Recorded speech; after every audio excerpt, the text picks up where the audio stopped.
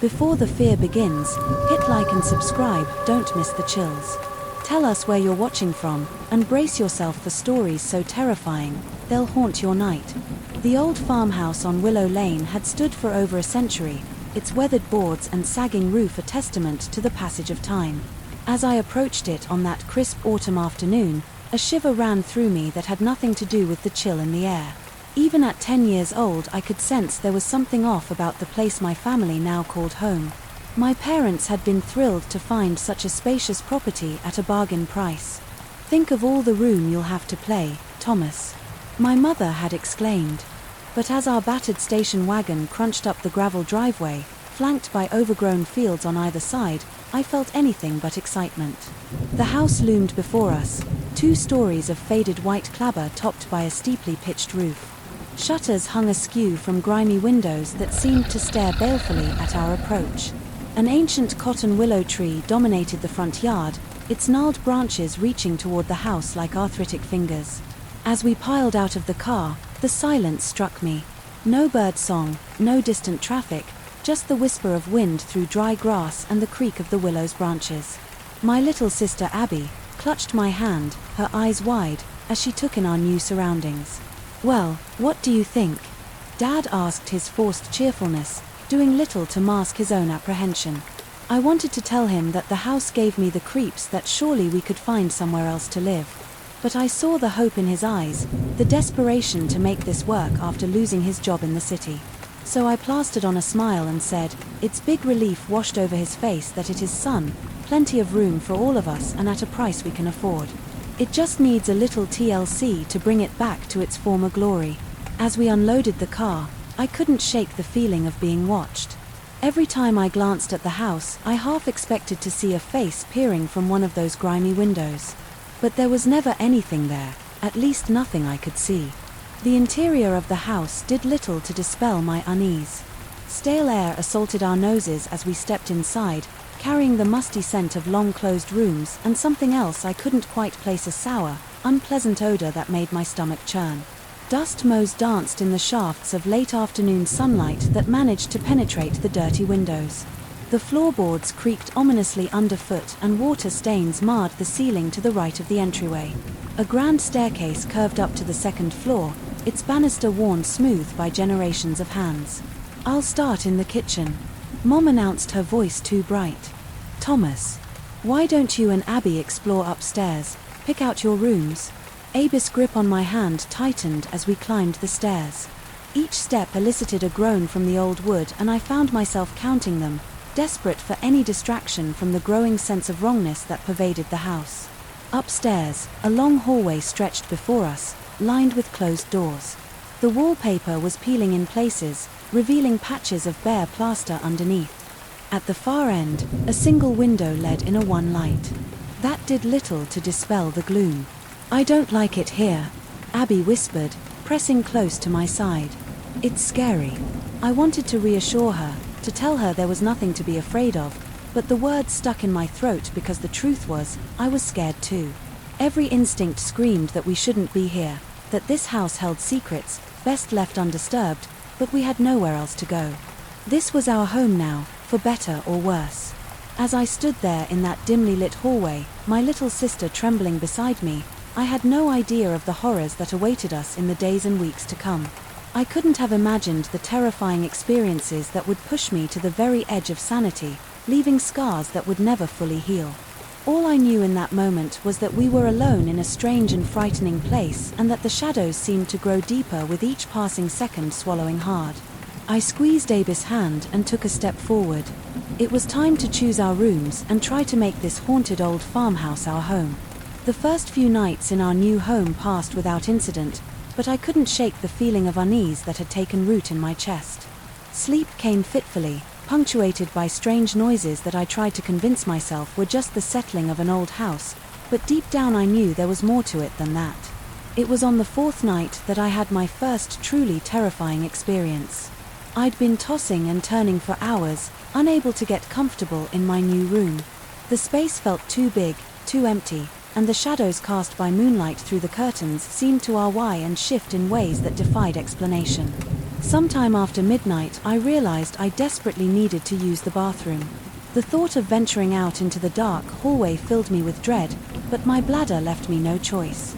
Steeling myself, I slipped out of bed and padded towards the door. The hallway was pitch black.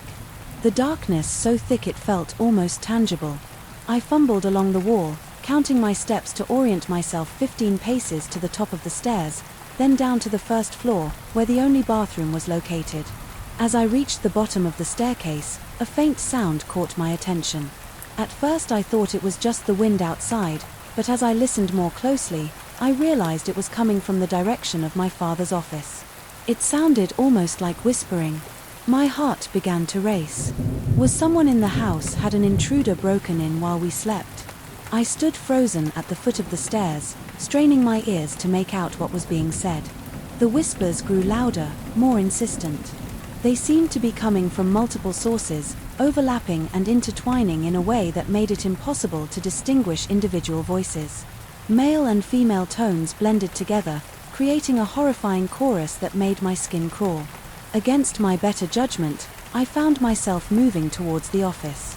The whispering grew more frantic as I approached, rising and falling like waves crashing against the shore. My hand trembled as I reached for the doorknob. The moment my fingers touched the cold metal, the whispers stopped abruptly. The silence that followed was deafening. I held my breath, every muscle in my body tensed for flight. Slowly, carefully, I turned the knob and pushed the door open.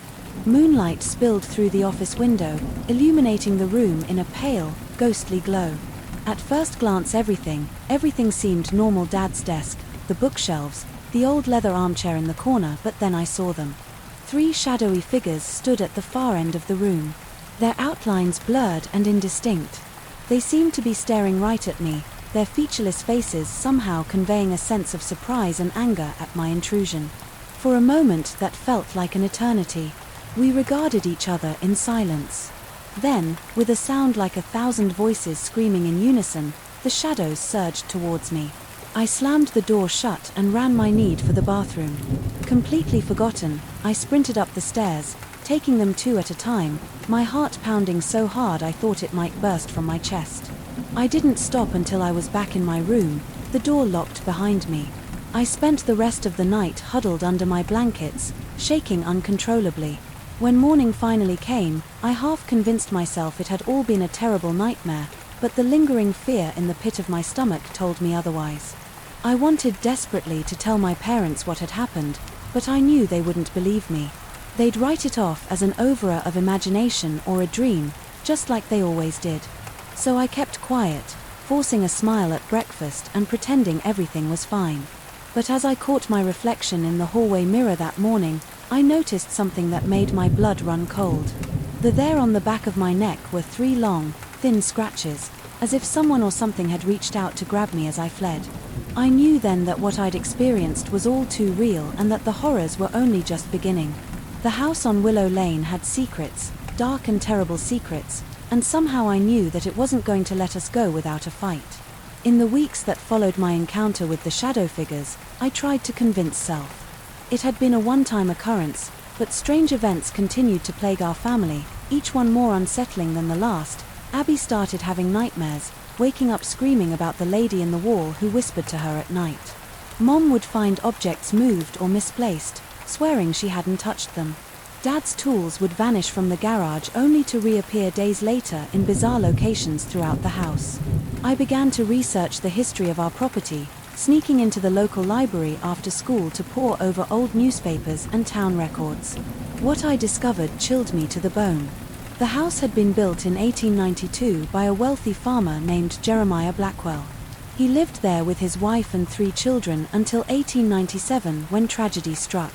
According to the yellowed newspaper clippings, Jeremiah's wife and children were found dead in the basement, their throats slit. Jeremiah was the prime suspect, but he vanished without a trace. The house stood empty for years after that, gaining a reputation as a haunted place. Subsequent owners never stayed long, driven out by unexplained phenomena and a pervading sense of dread. As I read about the house's dark history, I couldn't shake the feeling that we were merely the latest in a long line of families to fall victim to its malevolent influence. But what could I do? We had nowhere else to go, and my parents were already stretched to their financial limits. So I kept my discoveries to myself, all the while growing more and more paranoid.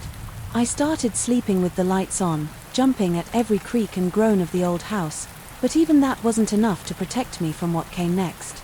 It was a stormy night in late October when I had my second major encounter with the supernatural forces inhabiting our home. The wind howled outside, rain lashing against the windows as if trying to force its way in. I lay awake in bed listening to the storm and trying to ignore the strange scratching sounds coming from inside my closet, just the house settling. I told myself just branches scraping against the roof, but then I heard it, a woman's voice, soft but clear, coming from the wall beside my bed. "Thomas," it whispered. "Thomas, help us." I froze, my heart, pounding so hard I could feel it in my throat. Slowly I turned my head towards the wall.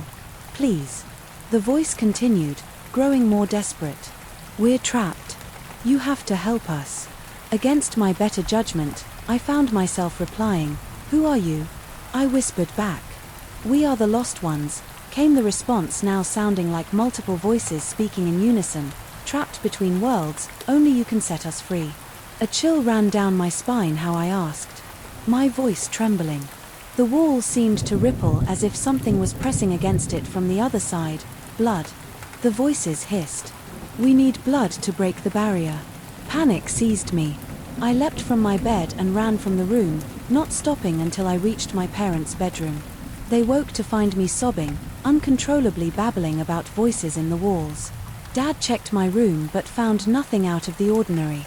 Mom held me close, assuring me it was just a bad dream, but I knew the truth. The house was alive and it was hungry. As October gave way to November, the paranormal activity in the house intensified. Objects would fly across rooms of their own accord, doors would slam shut and lock themselves. The temperature would plummet in certain areas, our breath visible even as sweat beaded on our foreheads. My parents could no longer deny that something strange was happening, but they struggled to rationalize it. Dad blamed faulty wiring and drafts. Mom wondered if there might be a gas leak causing hallucinations, but I knew better. The entities in the house were growing stronger, more aggressive, and they seemed to be focusing their attention on me. The night of the harvest moon, I woke to find myself outside, standing in the middle of our overgrown field. The moonlight bathed everything in an eerie reddish glow. I had no memory of how I'd gotten there. As I stood shivering in my pajamas, I saw a movement out of the corner of my eye. Turning, I found myself face to face with a figure that could only be described as death itself. It wore a tattered black robe, its face hidden beneath a hood. In one skeletal hand it clutched a rusted scythe, the very same one that had gone missing months ago. I wanted to run to scream, but my body wouldn't respond. I stood rooted to the spot as the figure raised its scythe. Just as I thought it was going to strike, a voice rang out across the field. "Thomas, Thomas, where are you?" It was my father. The figure vanished and suddenly I could move again.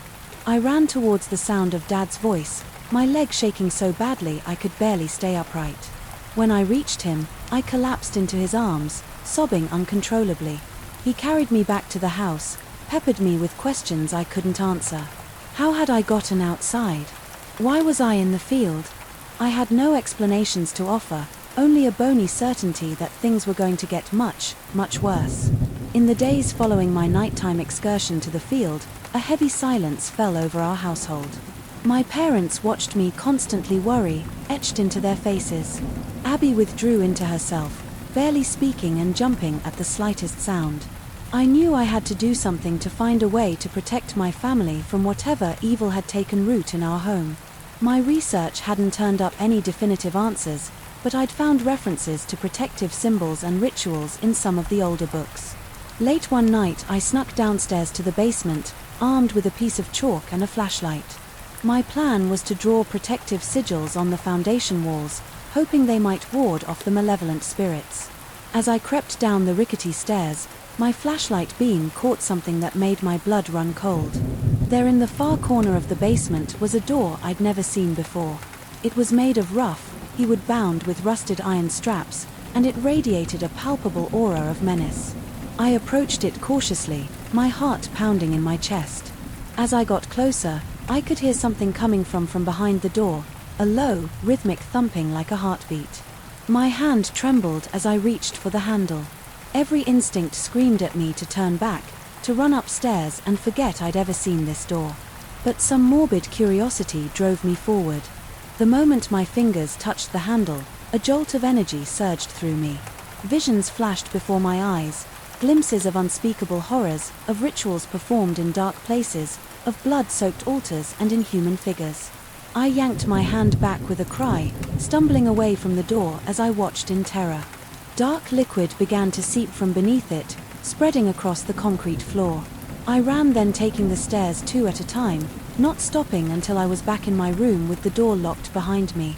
I spent the rest of the night huddled in bed, jumping at every creak and groan of the house.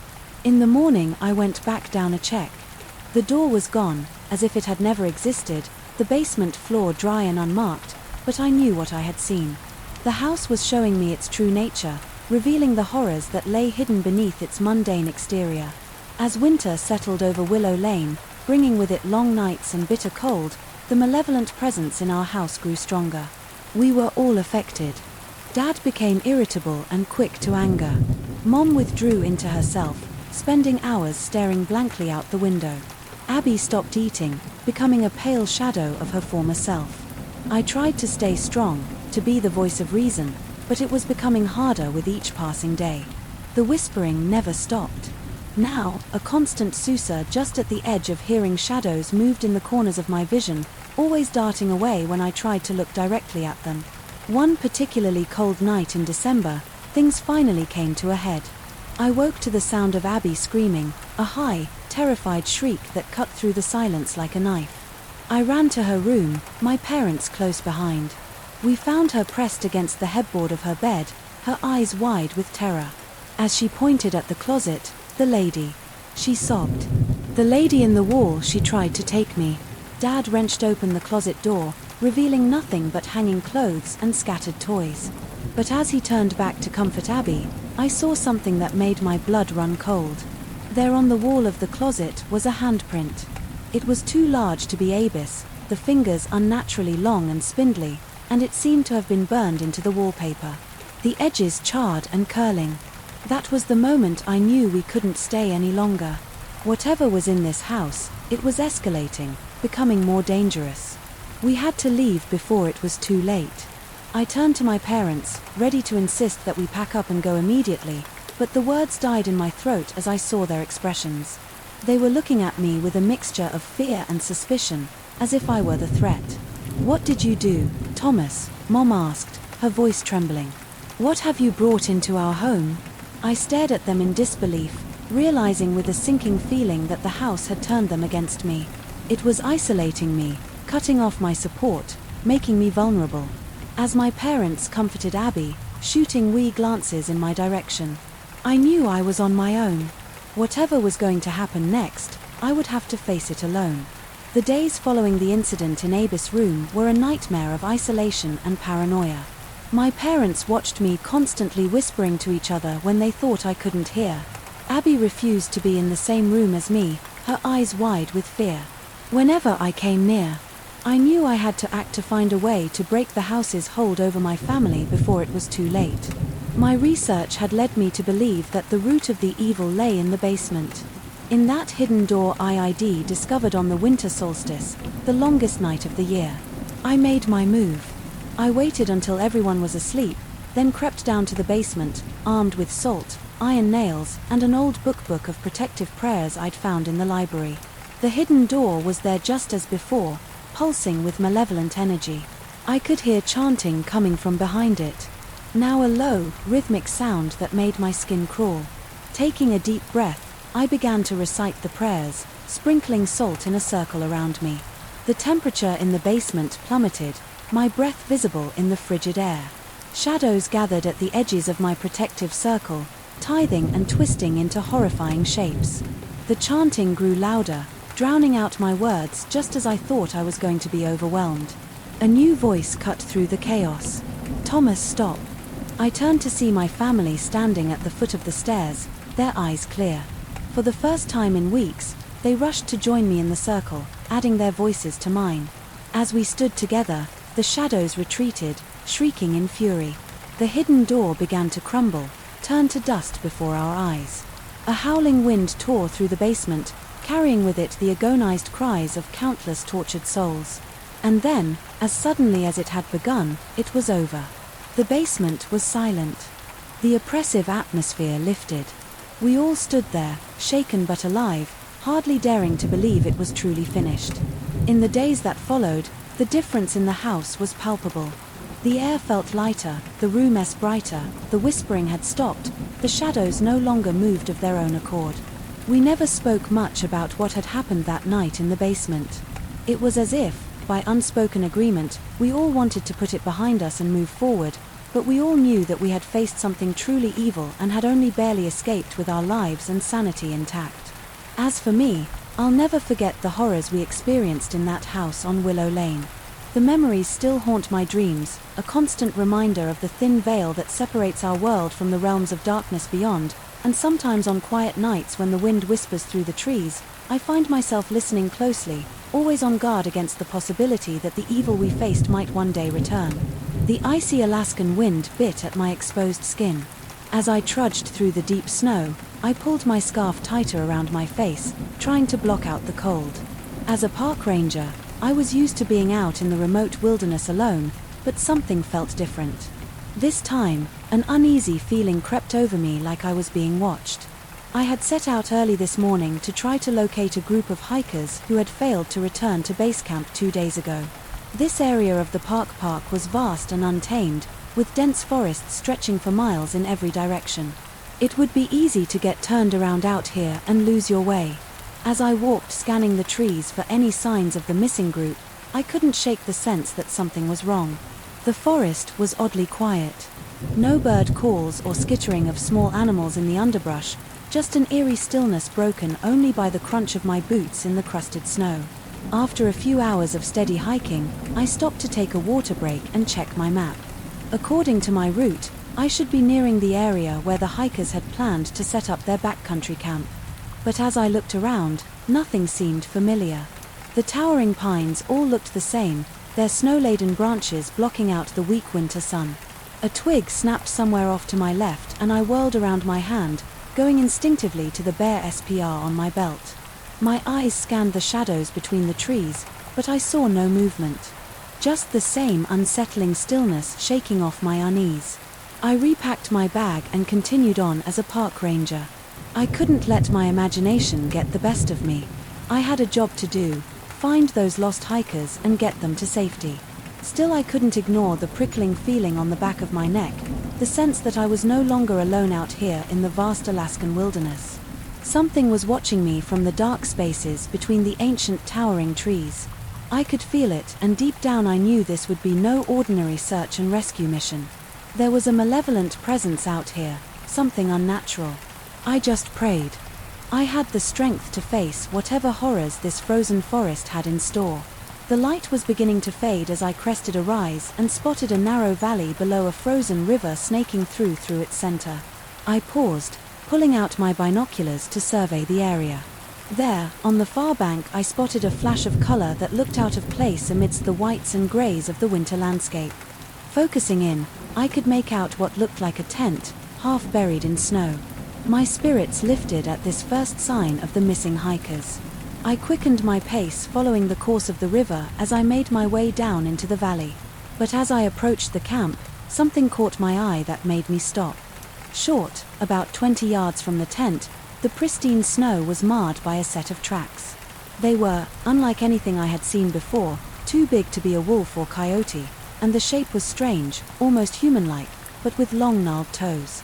The stride pattern didn't make sense for any animal. I knew of a chill that had nothing to do with the icy. Air ran through me. I followed the tracks with my eyes to the edge of the forest. There I saw several broken branches, almost as if something large had crashed through the underbrush, but there was no sign of any animal or where. The tracks continued on the other side, they just suddenly ended at the tree line. "You look lost, Ranger." A voice suddenly called out, startling me. I turned to see an old native man standing on the riverbank behind me. He was dressed in furs and his weathered face was creased with age. "I'm looking for a group of missing hikers," I said cautiously, unsure where he had come from. "Have you seen anyone out here?" The old man's dark eyes flicked to the strange tracks. Then back to me. "These woods are not safe. There are things here that should not be disturbed." "What kind of things?" I asked, trying to keep my voice. Even he just shook his head. "The hikers you seek are beyond help. Now you should leave this place, Ranger, while you still can." With that, he turned and began walking back the way he had come. I called out after him, but he didn't acknowledge me, just continued on until he disappeared from view. Around a bend in the river, an icy trickle of fear ran down my spine. I hurried over to the tent and peered inside. It was empty. The sleeping bags rumpled as if the occupants had left. In a hurry, I spotted one of the hikers' backpacks and rifled through it, finding a logbook, flipping it open to the last entry. I read, "Something is stalking us. We can hear it at night circling the camp. It sounds like an animal, but it also sounds like a human voice whispering. We're leaving to try to hike back out to the trail. Head pray for us." The entry cut off abruptly, the pen trailing off in a jagged line as if the writer had been interrupted. A wave of dread washed over me. What had happened to them? What horror was lurking in this frigid wilderness? I slowly became aware of the complete silence surrounding me. No wind, no distant bird calls. Even the coursing of the river seemed muffled. It was as if the entire forest was collectively holding its breath. Waiting, then I heard it, a soft rustle like something moving through the trees. Just out of sight, I scanned the edge of the forest, my heart pounding. At first I saw nothing. Then, for a split second, I glimpsed a face peering out from behind a tree trunk, but it wasn't quite a human face. The features were distorted. The skin around the mouth split in a jagged line as if sliced open, and it smiled at me, a horrifying grin full of sharp teeth. I blinked and it was gone, but I knew I hadn't imagined it. The lost hiker's warning echoed in my mind, "Leave this place." I shouldered my pack and began to hike in the direction of the setting sun, praying I could find my way out of this nightmare forest before whatever was hunting me closed in night fell swiftly. The weak northern light, blotted out by a sea of towering pines that stretched endlessly in every direction. I continued hiking, trying to follow the river, hoping it would lead me back towards the trailhead. But with each passing minute, my surroundings grew more disorienting. I could no longer see the mountains I'd been using as landmarks, just an ocean of shadowy tree trunk. In every direction, fear began to take hold, an icy fist clenching in my gut. I was lost. Darkness pressed in all around me, so thick it felt suffocating. My headlamp cast a pitiful, wavering orb of light that only seemed to accentuate the gloom beyond. As I stumbled through a tangle of underbrush, I suddenly heard it, a long, undulating howl rising over the vastness of the forest before fading into silence. It sounded like a wolf, but deeper, more guttural, and beneath the animalistic howl, I thought I detected the haunting cadence of words, a human voice twisted and multi-layered as if a person was screaming. In unison with a beast. The howl rose again, sounding closer. Now my heartbeat roared in my ears. I broke into a clumsy run, tripping over protruding roots and snow-hidden obstacles. Branches whipped my face and the frigid air cleared my lungs. But I didn't dare slow down. I could hear crashing in the underbrush behind me, as if something huge was forcing its way through the foliage coming for me. I burst into a small clearing and stumbled to an abrupt halt. Gasping there, half buried in the snow, was a backpack, and a few feet away, a hiking boot lying on its side. About a dozen paces further on, I saw another boot, as if someone had been running for their life and had their feet ripped off stride. A flicker of movement at the edge of the clearing caught my eye. I swung my light towards it and my blood turned to ice. A pair of eyes flashed in the beam, not animal eyes, but not quite human either. They reflected the light back at me, glowing, an eerie green-white. A twig snapped off to my right and I whirled there. In the shadows, between two pines, I saw the hulking silhouette of something bipedal, but far too tall to be a man, and next to it another set of those horrible glowing eyes. They had me surrounded. I was the prey being driven to exhaustion by cunning hunters. How long before they closed in for the kill? Terror urged me to keep running, but I knew it was futile. I had to rest, try to regroup and strategize some way out of this nightmare. Spotting a dense copse of pines, their branches growing together to form a partial shelter, I lunged for them, falling to my knees. I hastily unrolled my sleeping bag and burrowed into it as if the thin nylon could shield me around me. The night forest came alive with rustling and snapping twigs, eerie whispers and muffled, breathing the sounds of predators surrounding their prey shaking. I clutched my bear's spray and stared with wide eyes into the darkness, knowing that sleep would not find me. This night, the horrifying howl rose again, reverberating through the trees, and beneath it I could clearly make out a guttural voice hissing a single word. Ranger. Time lost all meaning. As I huddled in my sleeping bag listening to the sounds of movement in the forest around me, my mind spun, trying to make sense of what I had seen, the strange tracks, the distorted face in the trees, those awful glowing eyes and the voices beneath the howls hissing my name. None of it seemed possible, and yet the icy fear flooding my veins was all too real. Every rustle of pine needles, every snap of a twig sent jolts of panic through me. They were out there watching, waiting as the long frigid night dragged on. I found myself straining my ears, dreading the sounds of approach but almost wishing for them for any break to the torturous anticipation. But the hunters toying with me were patient. They knew I was trapped, that there was nowhere for me to run. So they took their time, savoring my growing terror towards dawn. When the eastern sky had begun to lighten to a deep cobalt, I started awake from a restless doze. For a moment I couldn't place what had pulled me from my exhausted stupor. Then I heard it again, a soft crunch of snow, the whisper of pine needles brushing against nylon. Something was right outside my makeshift shelter. No, not something. Someone. I could hear the unmistakable sound of human breathing, slow and deliberate. And then a voice spoke so close. It sounded like it was coming from right next to my ear, inside the sleeping bag. Ranger, it hissed, drawing out the syllables in a grotesque parody of human speech. Come out and play. I bit my lip hard to keep from screaming, tasting blood in my mouth. My heart battered against my ribs as if trying to escape my chest. This couldn't be happening. It had to be some sort of awful nightmare. There was a soft, slithering sound like something being dragged over the snow. Then the voice came again, this time from the opposite side of the copse. Aren't you cold, Ranger? It mocked all alone, lost in the deep woods, a wretched, hissing laugh, devoid of any human warmth or humor. You shouldn't be here. These woods belong to us. Suddenly my sleeping bag was yanked from my shaking hands, twisted claws shredding through the insulated fabric. I cried out in horror as a hideous face thrust itself towards me, human and yet horribly alien. Its features were warped by some inner evil, a monstrousness that defied nature. Bony spurs jutted from its jaws and its teeth glinted like daggers in the faint pre-dawn light. With a terrified scream, I lurched away, grabbing for my pack. I ran into the dark woods, BLBLY, mindless, with fear, just knowing I had to get away from that awful face, those horrible hissing voices dripping with malice and inhuman hunger. But even as I fled gasping and stumbling through the deep snow, I could hear them pursuing me, snow crunching under heavy loping strides, the brush of muscular bodies forcing their way between twisted trunks and low-hanging branches. The sun began to rise, its pale light slanting down through gaps in the pine boughs. But it brought no relief. Only stark revelation of new horrors.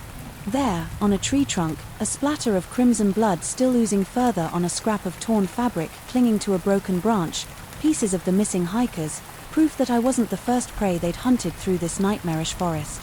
I ran until I thought my pounding heart would burst.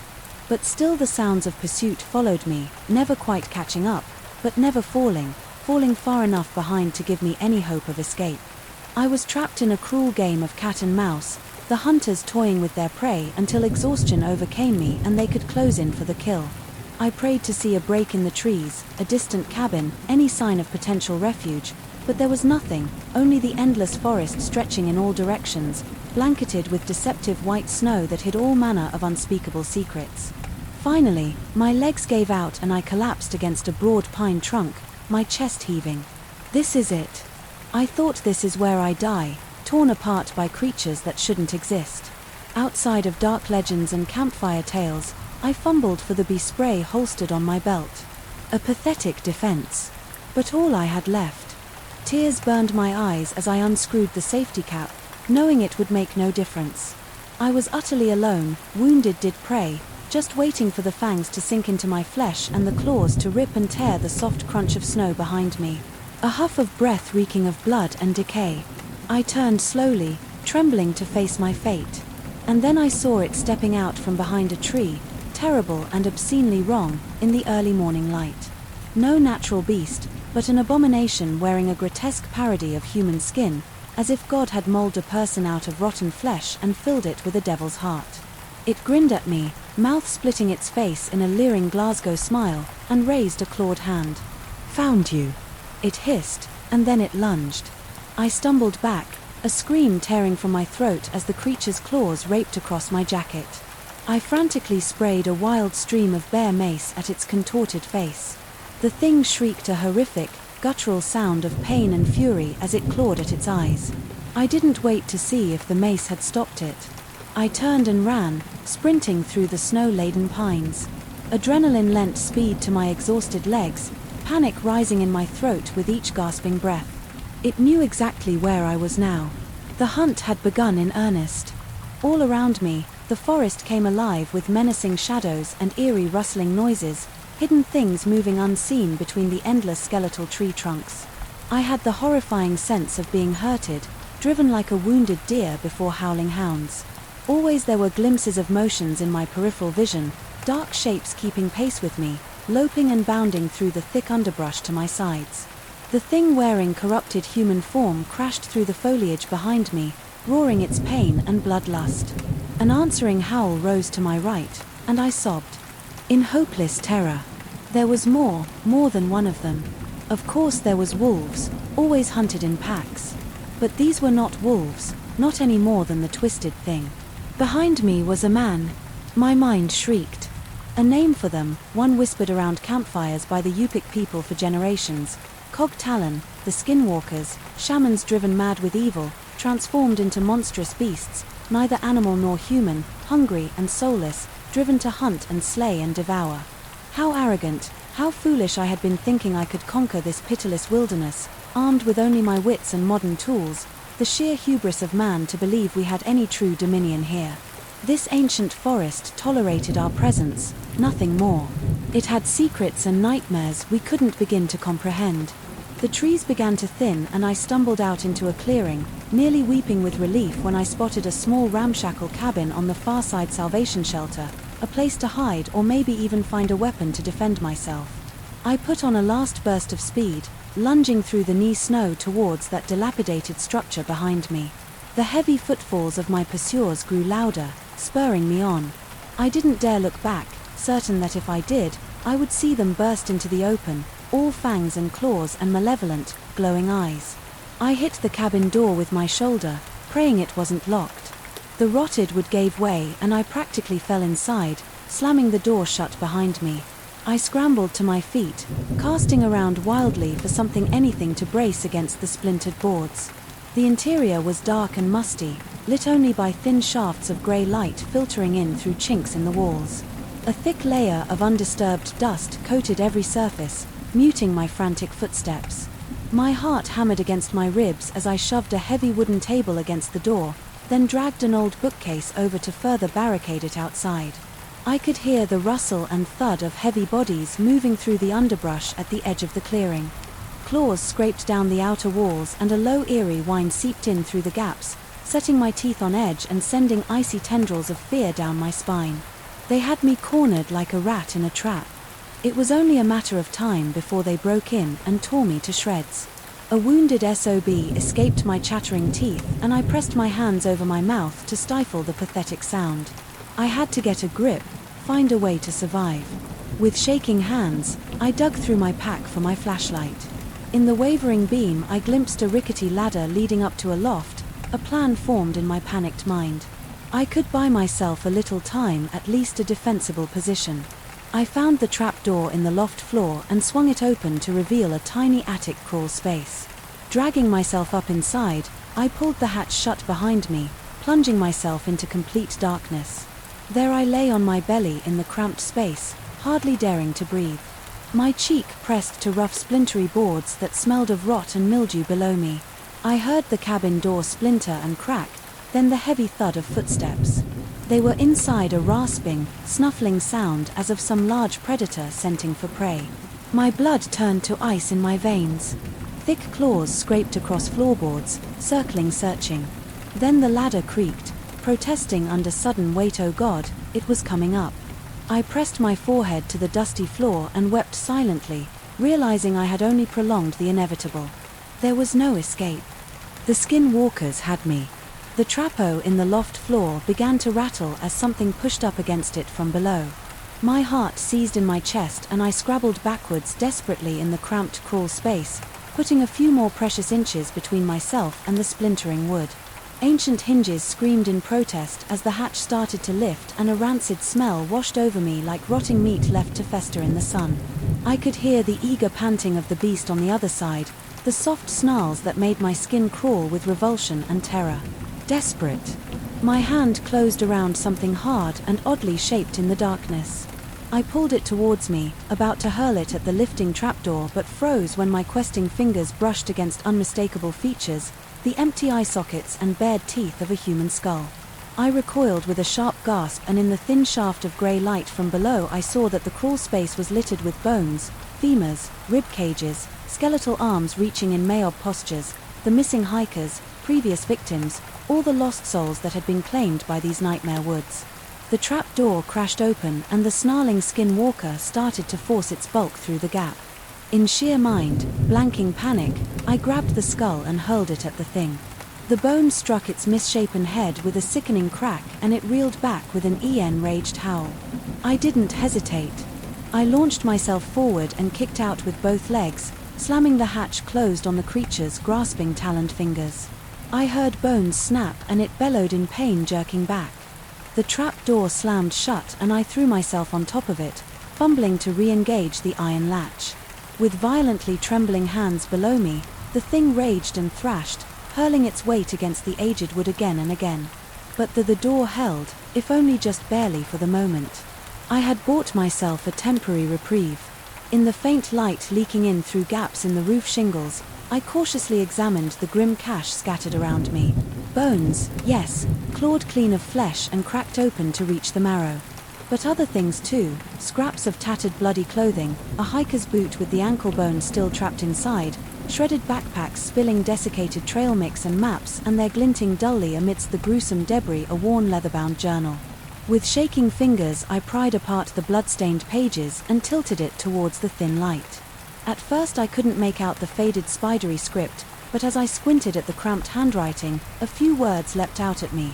Wendigo psychosis, Navajo skinwalker legends, consumption of human flesh, possession by evil spirits. Cold horror washed over me as I read the increasingly disjointed account, a story of starvation in an unforgiving wilderness, of a man driven to the unspeakable to survive, of the corruption of body and soul. The author had been studying folklore and mythology in remote communities. He had never imagined the nightmares would follow him home to his own hunting cabin. The final page was a hastily scrolled message in shaky script. I see their eyes in the trees watching me. The hunger never abates. It GNWS and yours inside me, driving me mad. The whispering shadows call me to the hunt. God help me. I cannot fight the beast within much longer. There. The journal ended abruptly. The pages stained rusty brown. As I sat numb with horror and hopelessness, the trappo gave an ominous gran wood, cracked and splintered as talons read across the other side. The skinwalkers had not given up. They would never give up. Not. While warm flesh was tantalizingly within reach, I was only prolonging my own torment by delaying the inevitable. I let my head fall back against the rough wall and loosed a long shuddering breath. Outside, the wind picked up, making the cabin creak and moan like a living thing. Snow started to fall from the leaden sky, tiny flakes dancing and twirling as they descended to blanket the earth in deceptive concealing white. There would be no escape, no rescue. Only gnashing teeth in the darkness and eternal, unyielding cold. The grim secrets of this place would bury me, the hungry forest, devouring all sign that I had ever existed. And in my final moments, as the trappo finally gave way with a shriek of anguished wood, I thought I could hear the wind howling my name, whispering seductive promises. Let go it cred, stop fighting, become one with the wild dark embrace, the beast within. Then they were upon me, jaws, slaving and eyes, alight with feral hunger. And as talons pierced my flesh and hot blood gushed across cold boards, I swear, I saw my own face grinning back at me from that twisting, writhing mass of corrupted shadows. My mouth split wide in a rush of mad, triumphant glee. I felt my flesh tear. A sudden, shocking burst of agony. As talons raked my side, I screamed high and desperate, the pain ripping the sound from my throat. Hot blood gushed between my fingers as I fully tried to staunch the flow, the stench of it, coppery and thick, mingled with the faked reek of the creatures. They crouched over me, all malevolent eyes and gnashing teeth in hideous, distorted faces. I could see the traces of their stolen humanity in those grotesque visages, remnants of the people they had once been before succumbing to this profane curse. Please, I gasped out my voice, a three blood-bubbled croak. Please don't, I'm not one of you hissing laughter, cruel and devoid of any mercy or reason. You will be rasped the largest one, its jaws splitting unnaturally wide to reveal a double row of serrated teeth. The hunger will take you as it takes us all. There is no fighting it. No, I shook my head wildly, tears mixing with the blood on my face. I won't, I'll die before I become that its ruined lips peeled back from those monstrous teeth in a vicious parody of a smile. Oh, you will die, little ranger, but the beast will rise. It is the way of things here. Despair crushed my chest like a physical weight to become one of them, a depraved creature stalking these shadowed woods. It was a fate far worse than death. I thought of the missing hikers, the bones littering this foul den, how many of them had been driven to the same awful fate, consumed and corrupted by this insatiable evil. The skinwalker placed one talented hand over my shredded abdomen and I cried out in breathless agony, feeling the blood loss dragging me towards oblivion. My vision swam dizzyingly, narrowing to a dim tunnel. This was it, the grim, ignoble end of my story, just another pile of ravaged bones in this forsaken place. As if from a great distance, I heard an eerie, ululating howl rise outside the cabin, answered by another and then another, the chilling chorus rising in dreadful harmony. The pack was calling to each other and to me, welcoming me. No, I breathed again. The word, a mere thready wisp of sound from somewhere deep inside. I felt a flicker of something I had thought long extinguished, hope, faint and guttering, but still stubbornly clinging to life. Like me, I reached one trembling blood-slicked hand up to grasp the amulet at my throat, a parting gift from the old Yik shaman who had tried to warn me what fate awaited in these woods. He had pressed it into my palm. Dark eyes, grave and sad. When the time comes, he murmured. When all hope seems lost, remember who you are.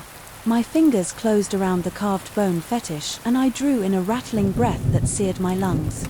Then, putting every last ounce of my fading strength behind it, I heaved myself upward and slammed my head into the skinwalker's face.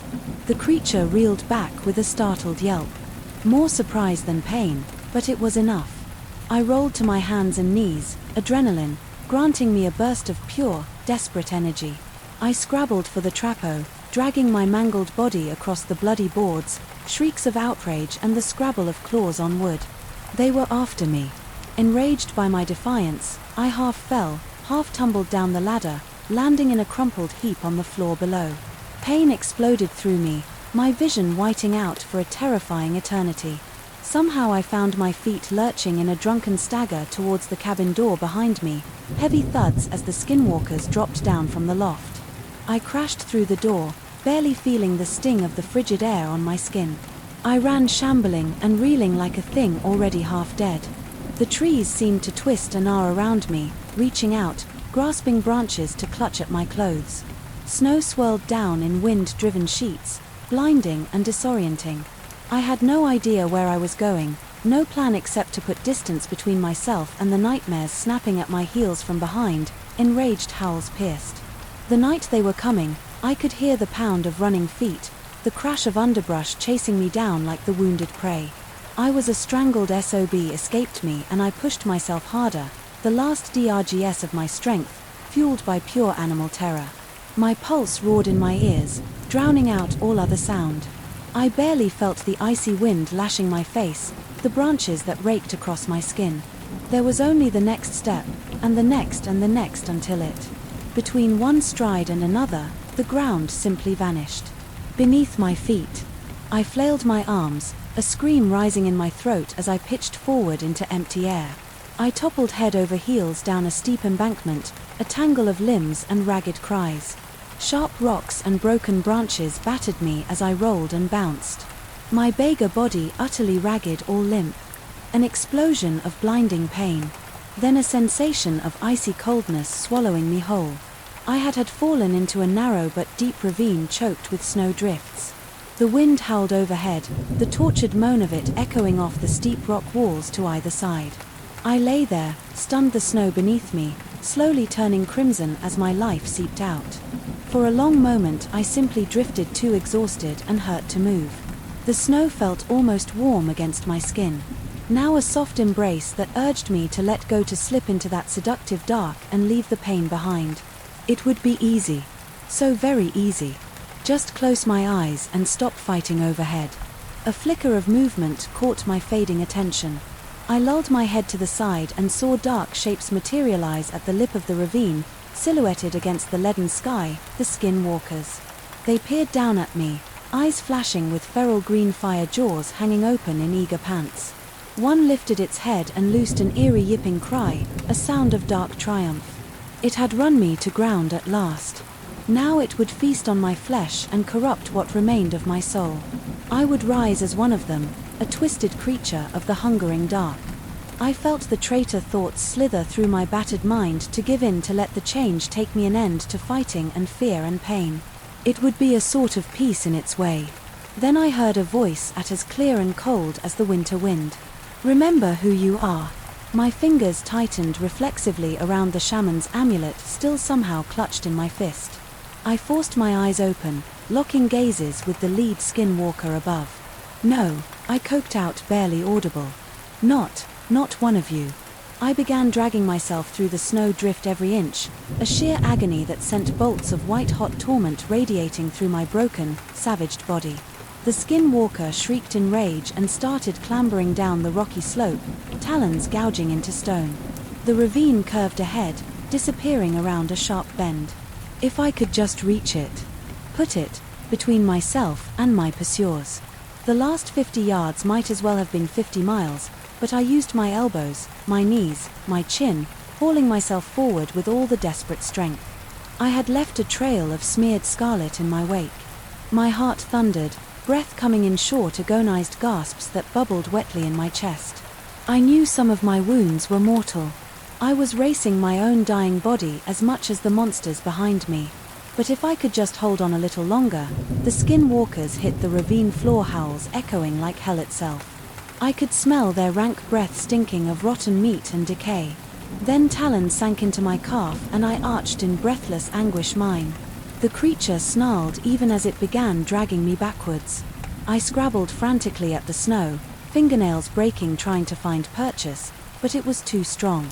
I slid back inch by terrible inch, mooing through my clenched teeth. This was it, the end then? Beyond my tormentor, I saw it, a pale smudge of light seeping down from above dawn, growing brighter by the second as the sun crested the horizon behind me. It was the summer of 2013 when my friend Nadia and her extended family decided to take a rare trip together to the Sundarbans, a vast mangrove forest and tiger reserve in Bangladesh. Nadia had grown up in the bustling capital city of Dhaka before leaving to study abroad after high school, as had many of her relatives, with family members now scattered across the USA, UK, and UAE. It was unusual for everyone to be back in Bangladesh. At the same time, Nadia's father, Imran, the unofficial leader of the clan, seized the opportunity to bring all 23 visiting family members on a special 5-day holiday to this famous national park. He booked an entire resort village and carefully planned out each day's itinerary with a local tour company. After the sensory overload of overcrowded, polluted Dhaka, everyone was excited to immerse themselves in the tranquil wilderness and hopefully catch a glimpse of the elusive Bengal tigers. The first few days went smoothly, as the family enjoyed guided hikes through the dense mangrove forests and boat rides through the winding river channels. The pristine natural beauty was a balm to their city-weary souls. But on the fourth day, an ominous note crept in. The older relatives requested an additional unplanned walk through the forest trails before returning to Dhaka the next morning. Since it was a Thursday afternoon, the Muslim holy day of Friday was about to begin, marking the start of the weekend. Many locals were already winding down with such short notice. The tour company struggled to find guides. The park recommended having at least 2 armed forest rangers accompany each group for safety from tiger attacks, but the company could only secure a single ranger willing to lead the walk at that hour. Not knowing any better, Nadia's family agreed and eagerly set off on what they believed would be one last invigorating trek through the shadowy Sundarbans. The light was already fading as the group of 23 entered the dense forest, chatting and laughing carelessly. The armed ranger led the way at a brisk pace, with the older family members struggling to keep up right behind him without noticing. Nadia and her younger cousin slowly fell behind, too absorbed in animated conversation to see the gap widening between them and the main group.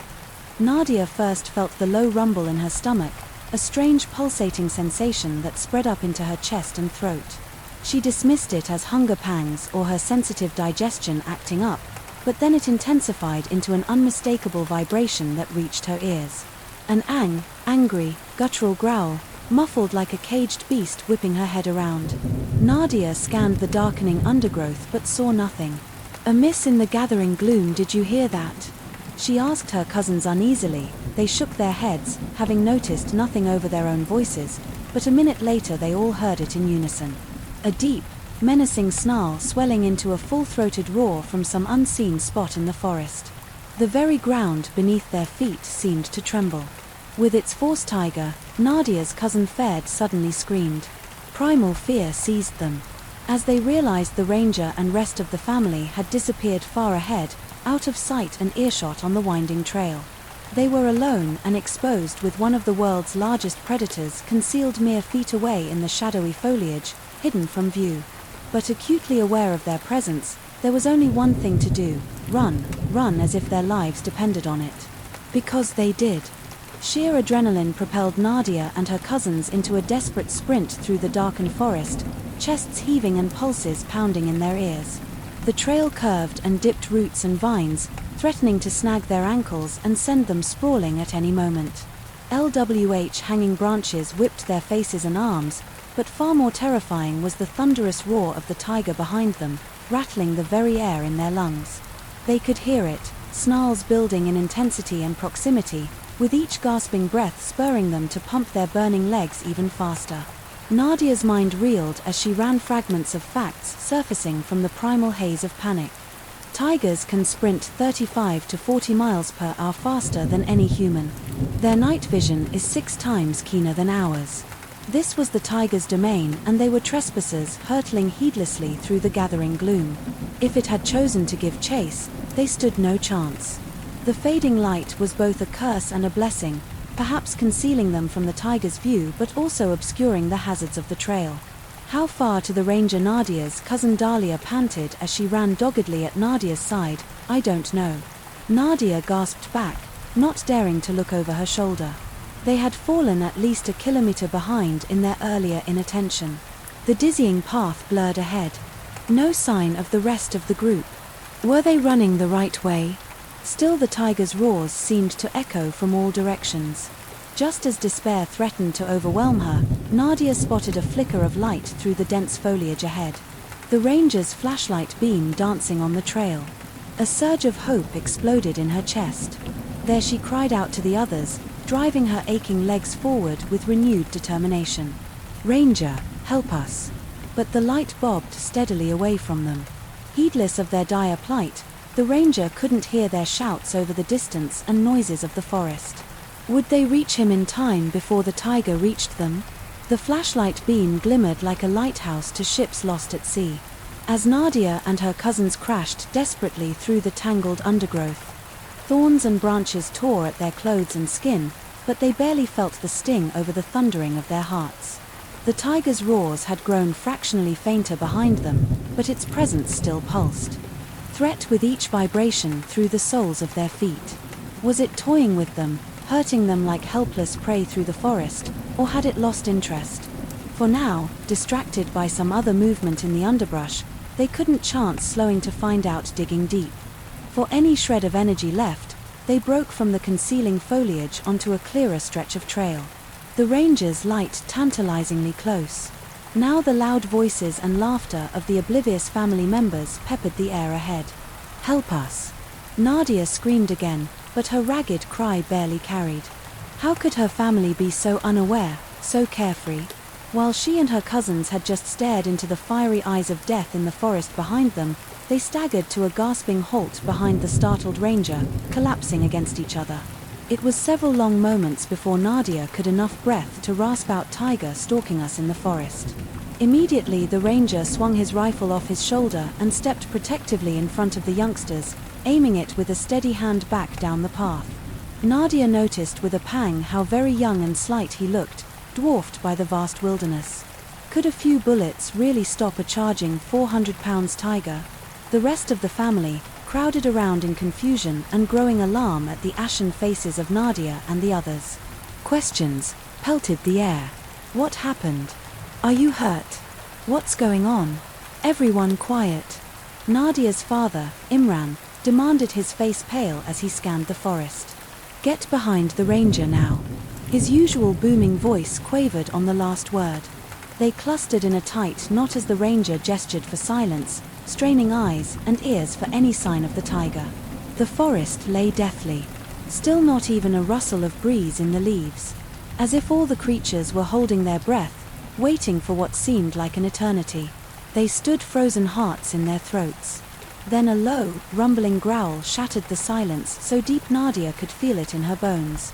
It built to a shattering roar that rang through the trees and turned their knees to water. It sounded enraged and very, very close run. The ranger yelled, jolting them from their paralysis to the shelter go. He fired a warning shot into the air before turning to sprint. After their fleeing figures, they ran blindly, heedlessly, all thought of staying together, forgotten, as self-preservation overpowered. All Nadia's lungs seared as if she'd inhaled flames, her muscles screaming with each pounding step. But she embraced the pain, for pain meant she was still alive, still ahead of the tiger, ahead of her father half-dragged. Her mother, who stumbled on a twisted ankle, had thrown his little sister over his shoulder, her wispy hair streaming behind them like a banner. Dahlia sprinted sure-footed as a deer at Nadia's side. Their hands clasped tight, pulling each other along. The ranger brought up the rear, pausing every dozen strides to aim his quavering rifle back at the trees. Mercifully, the crude wooden shelter soon loomed out of the darkness ahead, little more than a rickety platform on stilts with a thatch roof. It stood about 12 feet off the ground, hopefully just out of a tiger's leaping range. A ladder led up to a trappo in the floor. Up, everyone up. Imran bellowed above the din of their crashing flight. He practically flung Nadia's mother up the ladder before turning to bodily lift and shove the rest of the family up the rungs. Nadia waited at the bottom until only she, her father and the ranger remained on the ground. The tiger's roars were alarmingly loud, now shattering the night air in relentless waves as its fury mounted. Just as Nadia set foot on the bottom rung, a shockingly close snarl ripped from the brush at the forest edge. Two blazing yellow eyes flashed in the shadows and her blood turned to ice. ABA. She screamed as her father wrapped an arm like an iron band around her waist and practically threw her up the ladder to the hands. Grasping from above, she landed in an ungraceful heap as he clambered frantically after her. The trap door slammed shut just as an enormous dark shape came hurtling from the trees in an explosion of claws and fangs and fury. The tiger slammed against the shelter support posts with all its colossal strength and weight. The platform shuddered under the impact as they all clung to each other in bowel, loosening terror. But the stilts held and the tiger slid to the ground, snarling in frustration. It began to circle the shelter, glaring up at them with burning eyes. Between splitting roars, Nadia lost count of how many times it slung itself at the posts, trying to reach them to drag them down into its lethal jaws. Each impact jolted through the planks like a seismic shock, rattling her bones. Surely the whole structure must splinter apart under the assault and send them tumbling right into death's MW. But slowly, the attacks began to ease, the roars to quiet until only a low rumbling growl vibrated up through the boards. The tiger slunk back to the forest edge and melted into the shadows, though Nadia could still feel the weight of its gaze boring into them. From the blackness beyond the tree line waiting, no one slept a wink. That endless night huddled together in the unstable refuge of the shelter as unknown creatures rustled and called in the impenetrable dark beyond. Nadia couldn't tell if the tremors that shook her body came from terror or from the chill soaking through her sweat-drenched clothes. The tiger's rank musk hung heavy in her nostrils. The ranger, ashen-faced and tight-lipped, gripped his rifle with white knuckles, never taking his eyes from the forest. When Imran asked in a hoarse whisper if the tiger was likely to return, the man could only shake his head. "I don't know. I've never seen one so bold. We must wait for dawn and backup to come." So they waited, jumping at every snap of a twig, every flutter of leaves in the night breeze. The chilling groans and creaks of the woody planks under them sounded unnervingly like a beast's growl, making their hearts lurch over and over in endless false alarms. Years seemed to pass before the first pale gleam of dawn pried through the dense canopy. No red gold rays of hope, just a slow grudging lightening of the gloom. But even that was enough to draw shuddering sighs of relief from the exhausted family. The ranger ventured a brief piercing whistle, some prearranged signal for help. Before long they heard the distant puttering of a motor, a boat coming down the mangrove channel. It was the sweetest sound Nadia had ever heard. The ranger aimed his rifle over the platform edge and fired 3 shots in quick succession. An answering volley barked back from the river. Within minutes the boat pulled up to the channel bank nearest the shelter, disgorging 2 more armed rangers who hastened over and called up to the trapped family. After a hushed conference and some tense reconnaissance of the surrounding brush, they positioned themselves in a wary perimeter and beckoned the family to descend. Hearts pounding, they crept down the ladder with agonizing care and made a break for the boat, expecting massive claws to come ripping from the undergrowth at any second. But they piled in without incident, babbling hysterical thanks to the rangers, who promptly shoved off the shore and opened the throttle to speed them away through the winding waterways back to the resort in safety. Once the immediate shock began to fade, Nadia marveled at how truly lucky they had been. The ranger explained that, based on how close the tiger had sounded at first and the strength of the vibrations they had felt, it had likely been crouching no more than 10 m away from them in the forest. Any tiger that neared a prey would normally have attacked instantly rather than risk losing the element of surprise at that distance. It could have easily taken out even an armed ranger before he had time to react. For some inexplicable reason, the creature had hesitated, choosing to stalk them from the shadows rather than striking at once. Perhaps they had startled it, coming upon it unawares, or maybe this tiger hadn't been quite hungry enough to chance a confrontation with such a large group of humans. Either way, they had been granted a second chance at life that vanishingly few ever received. As the resort dock loomed into view through the mist ahead, Nadia said a silent prayer for the tiger that it might find the deer or boar it needed, far from the paths where humans walked, for she knew now with terrifying certainty that their realities could never safely overlap. The Sundarbans belonged to the tigers, and she would never set foot in them again. Despite intense protest from her still shaking knees, Nadia managed to disembark the boat under her own power, flanked closely by her ashen-faced cousins. As soon as his own wobbly legs hit the planks of the dock, her father enveloped them all in a crushing embrace. His usual bluff facade crumpled over his shoulder.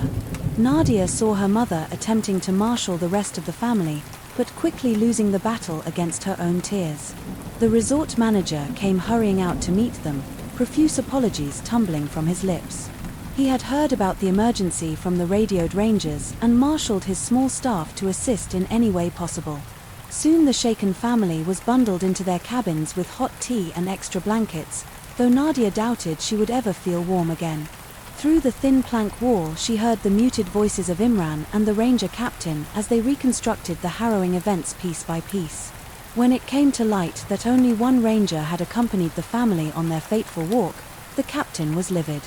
The park regulations require a minimum of 2 armed escorts for any forest excursion, he said sharply, his words clear even through the wall. No exceptions, your company knows this. The manager sputtered something indistinct, but Imran cut him off. Never mind that. Now, by the grace of God, we are alive and whole. Let us focus on that and leave this place at once. "We've had enough of the Sundarbans for a lifetime." The manager was only too happy to comply, arranging an immediate boat transfer back to the main port to meet their waiting cars.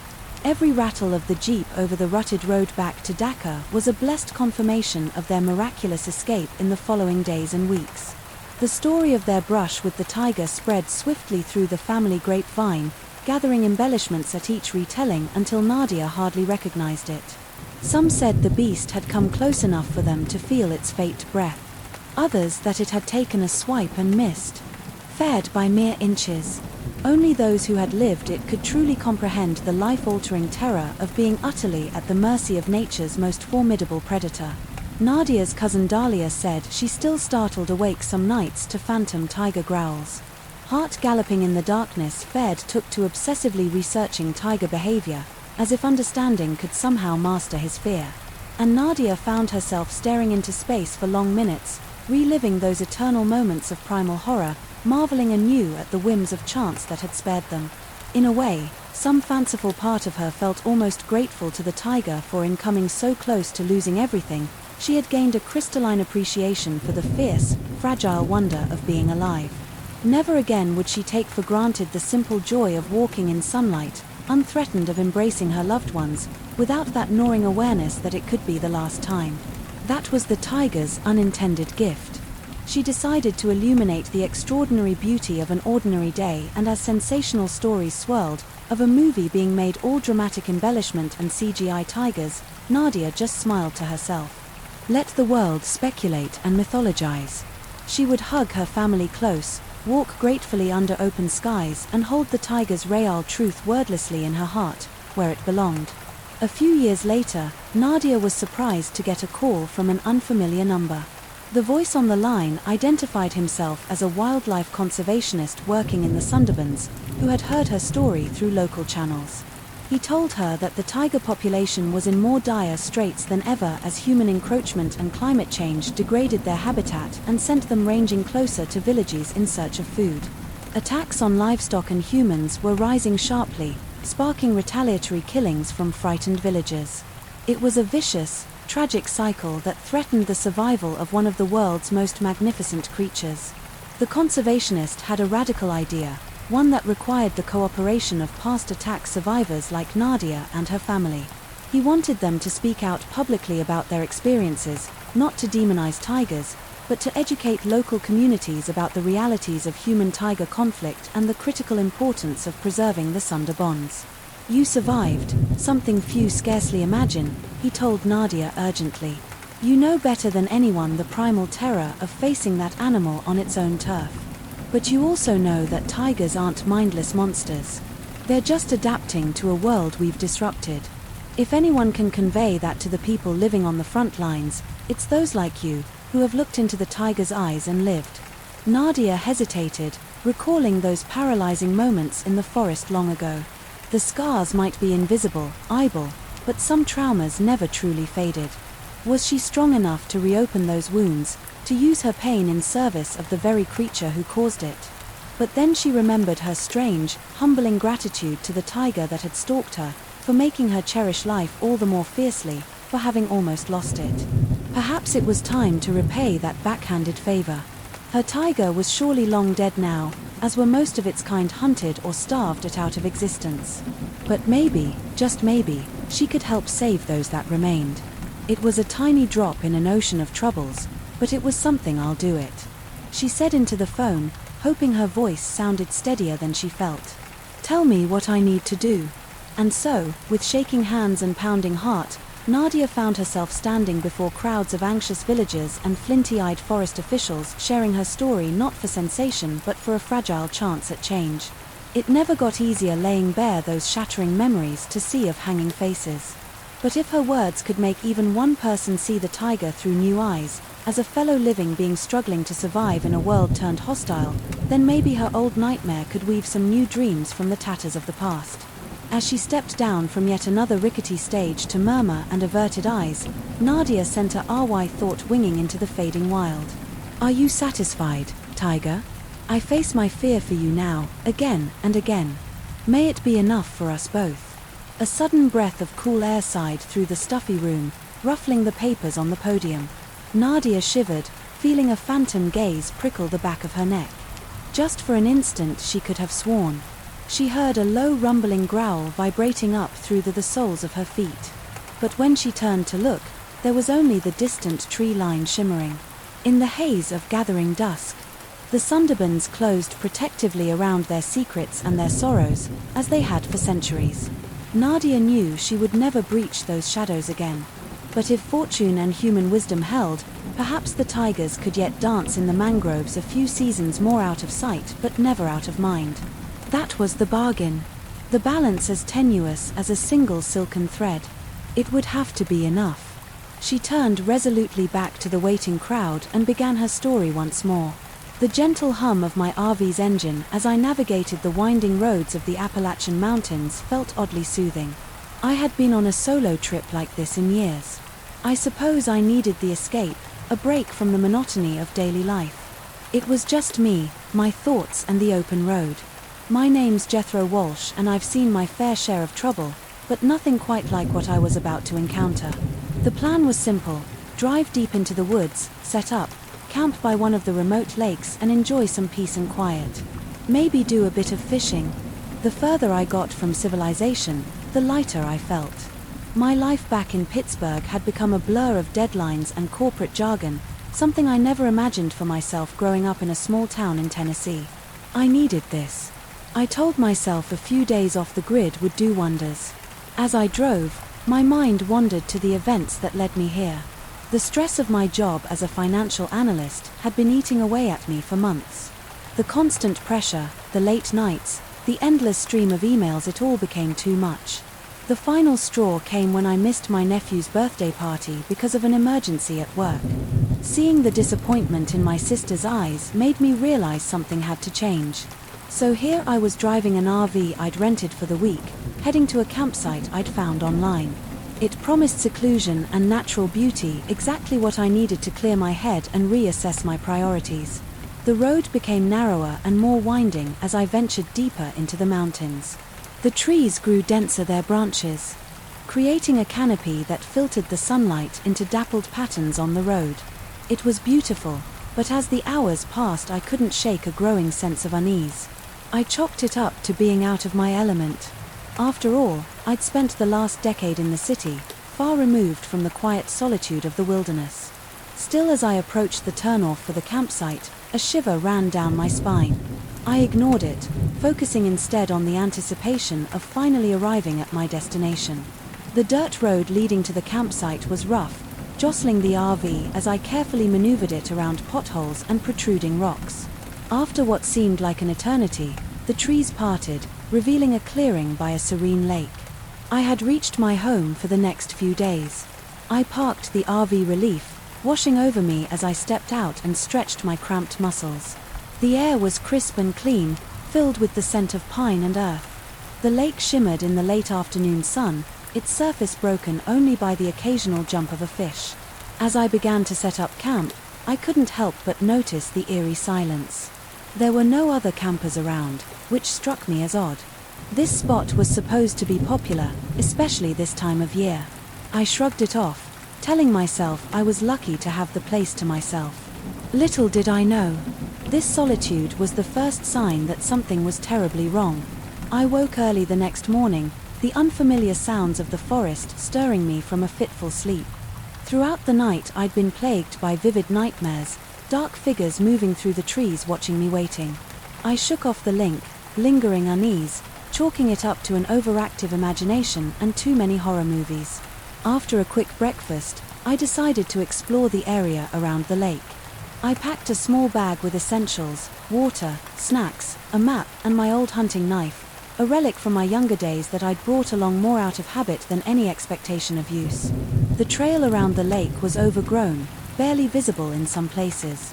It was as if no one had used it in years, which seemed impossible given the supposed popularity of the site. I pushed through the underbrush, enjoying the physical exertion and the sense of adventure. About an hour into my hike, I came across something that stopped me in my tracks. Hidden among the dense foliage was an old rusted-out car. It was completely out of place. Deep in the woods, where no road led, The windows were smashed and nature had started to reclaim it. Vines snaking through the empty frame. A chill ran down my spine as I approached the vehicle. It looked like it had been there for decades, slowly decaying in the damp forest air. Despite the creeping sense of dread, curiosity got the better of me. I peered inside, half expecting to find skeletal remains. Instead, I found a couple of empty beer cans, a torn map and a photograph. The photo showed a young couple smiling broadly at the camera. They looked happy, clearly enjoying their camping trip. I turned it over and felt my blood run cold. The back was dated 1998, over 25 years ago. The image was in surprisingly good condition for its age, protected from the elements inside the car. As I stared at the smiling faces, questions raced through my mind. Who were these people?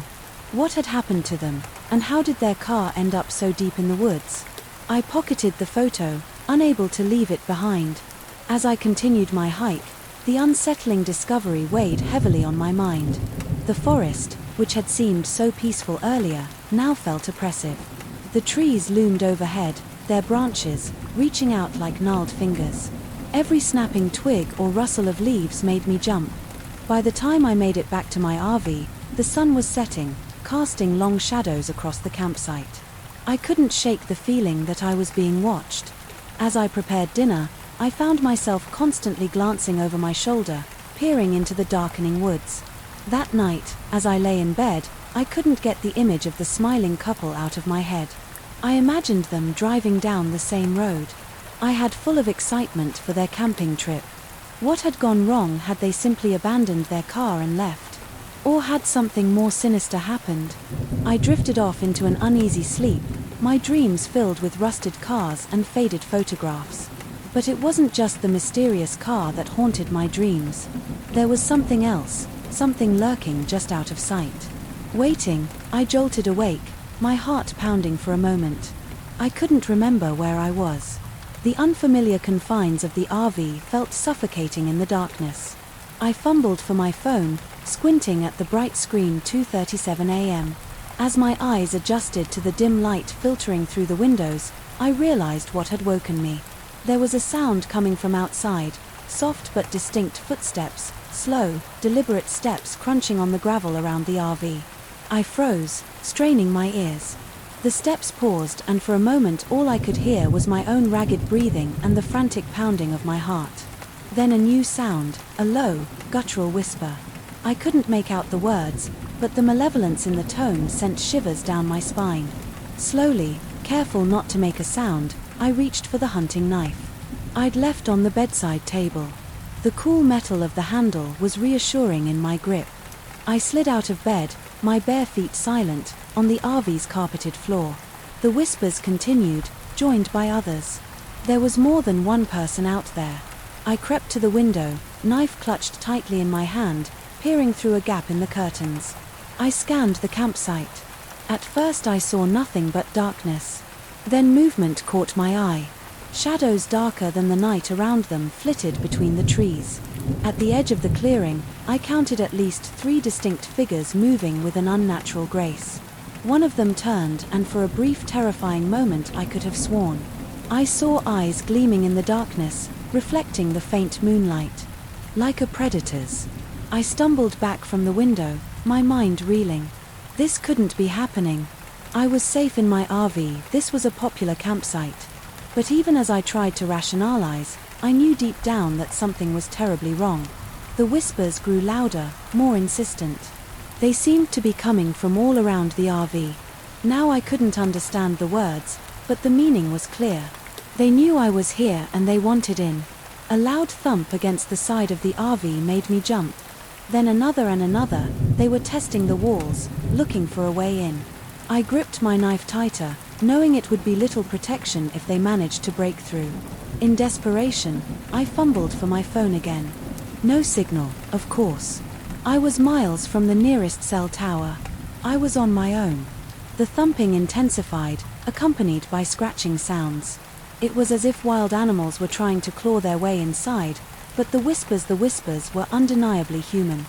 Filled with a hungry anticipation that turned my blood to ice, I backed into the small bathroom, the only room in the RV with a lockable door.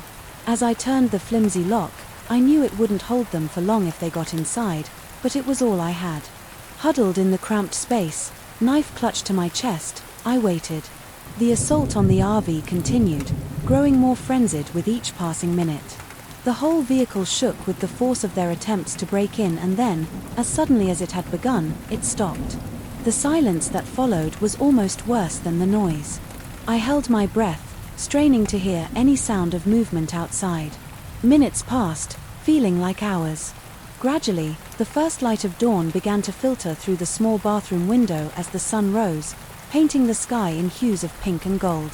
The oppressive atmosphere of the night seemed to lift when I finally found the courage to emerge from my hiding place. The campsite looked exactly as it had the day before. There were no signs of the night's terror, no footprints, no scratches on the RV's exterior. If it weren't for my racing heart and the knife still clutched in my white-knuckled grip, I might have believed it was all a nightmare. But I knew better. Whatever was out there, it was real and it would be back. The events of the night left me shaken to my core as I stood in the morning sun scanning the peaceful campsite. I struggled to reconcile the terror I'd experienced with the serene scene before me, but the fear lingered a constant presence in the back of my mind. I knew I should leave. Every instinct screamed at me to pack up and drive as far away from this place as possible. But something held me back. The mystery of the abandoned car, the photograph of the smiling couple, the whispers in the night. It all pointed to something larger, something sinister lurking beneath the surface of this seemingly idyllic campground. I couldn't leave, not without answers.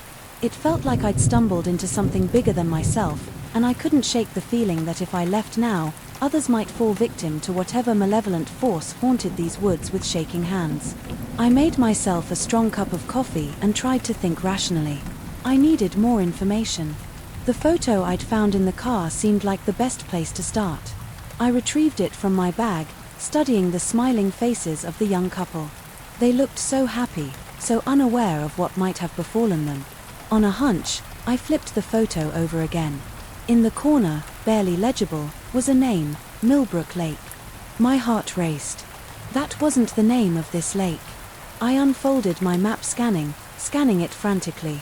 There, about 5 miles to the north, was Millbrook Lake. The pieces started to fall into place. The couple hadn't been camping here. They'd been heading to a different lake entirely. But how had their car ended up here and what had happened to them? I had to find out.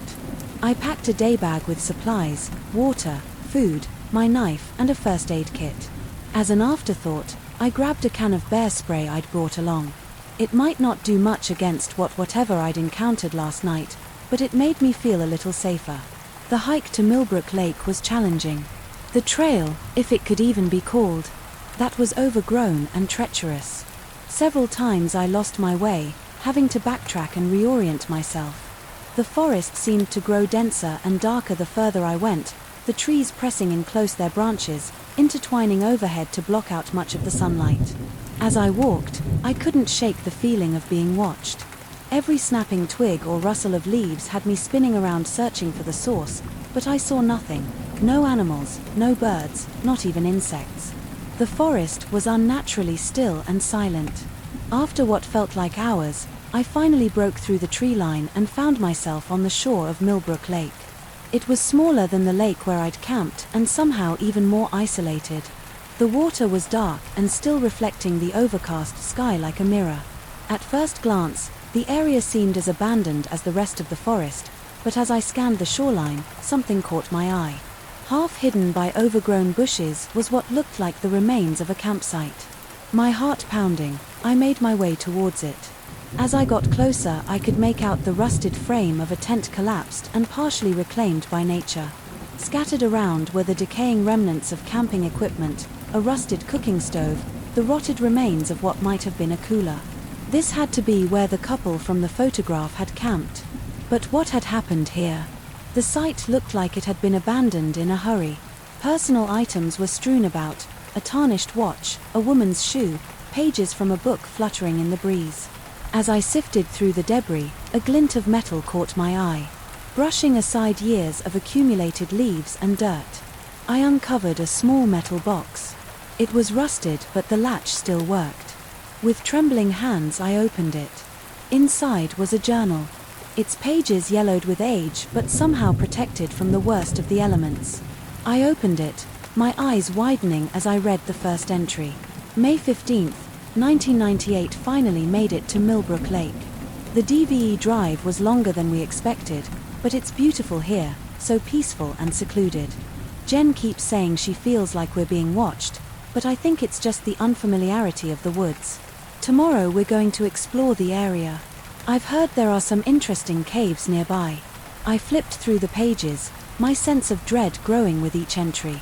The writer, presumably the man from the photo, described increasingly strange occurrences, unexplained noises in the night, glimpses of shadowy figures in the trees, a growing sense of being stalked by something inhuman. The final entry chilled me to the bone, May 20th, 1998. They're coming. We've barricaded ourselves in the tent, but it won't hold them for long. If anyone finds this, please, whatever you do, don't stay here after dark. They come at night. They're hungry, they. The entry cut off abruptly, a long streak of ink trailing off the page, as if the writer had been interrupted mid-sentence. I closed the journal, my hand shaking what I'd experienced last night. It wasn't an isolated incident. It had been happening for decades, maybe longer, and now I was caught in the same trap that had snared that young couple 25 years ago. As the realization sank in, a twig snapped in the forest behind me. I spun around, my heart in my throat. There, at the edge of the trees, I caught a glimpse of a figure. It was there for just a moment before it melted back into the shadows. But it was enough. I ran. I ran faster than I ever had in my life, the journal clutched to my chest, my lungs burning as I tore through the forest. I didn't stop until I reached my campsite, collapsing against the side of my RV, gasping for air as the sun began to set. I knew one thing with absolute certainty: I had to get out of these woods now, before night fell, before they came again. But as I fumbled with my keys, my hand slick with sweat, I heard it, the whispers. They were back, and this time they were angry. The whispers grew louder, more insistent, as I struggled to unlock the RV door. My hands were shaking so badly I could barely grip the keys. I risked a glance over my shoulder and immediately wished I hadn't.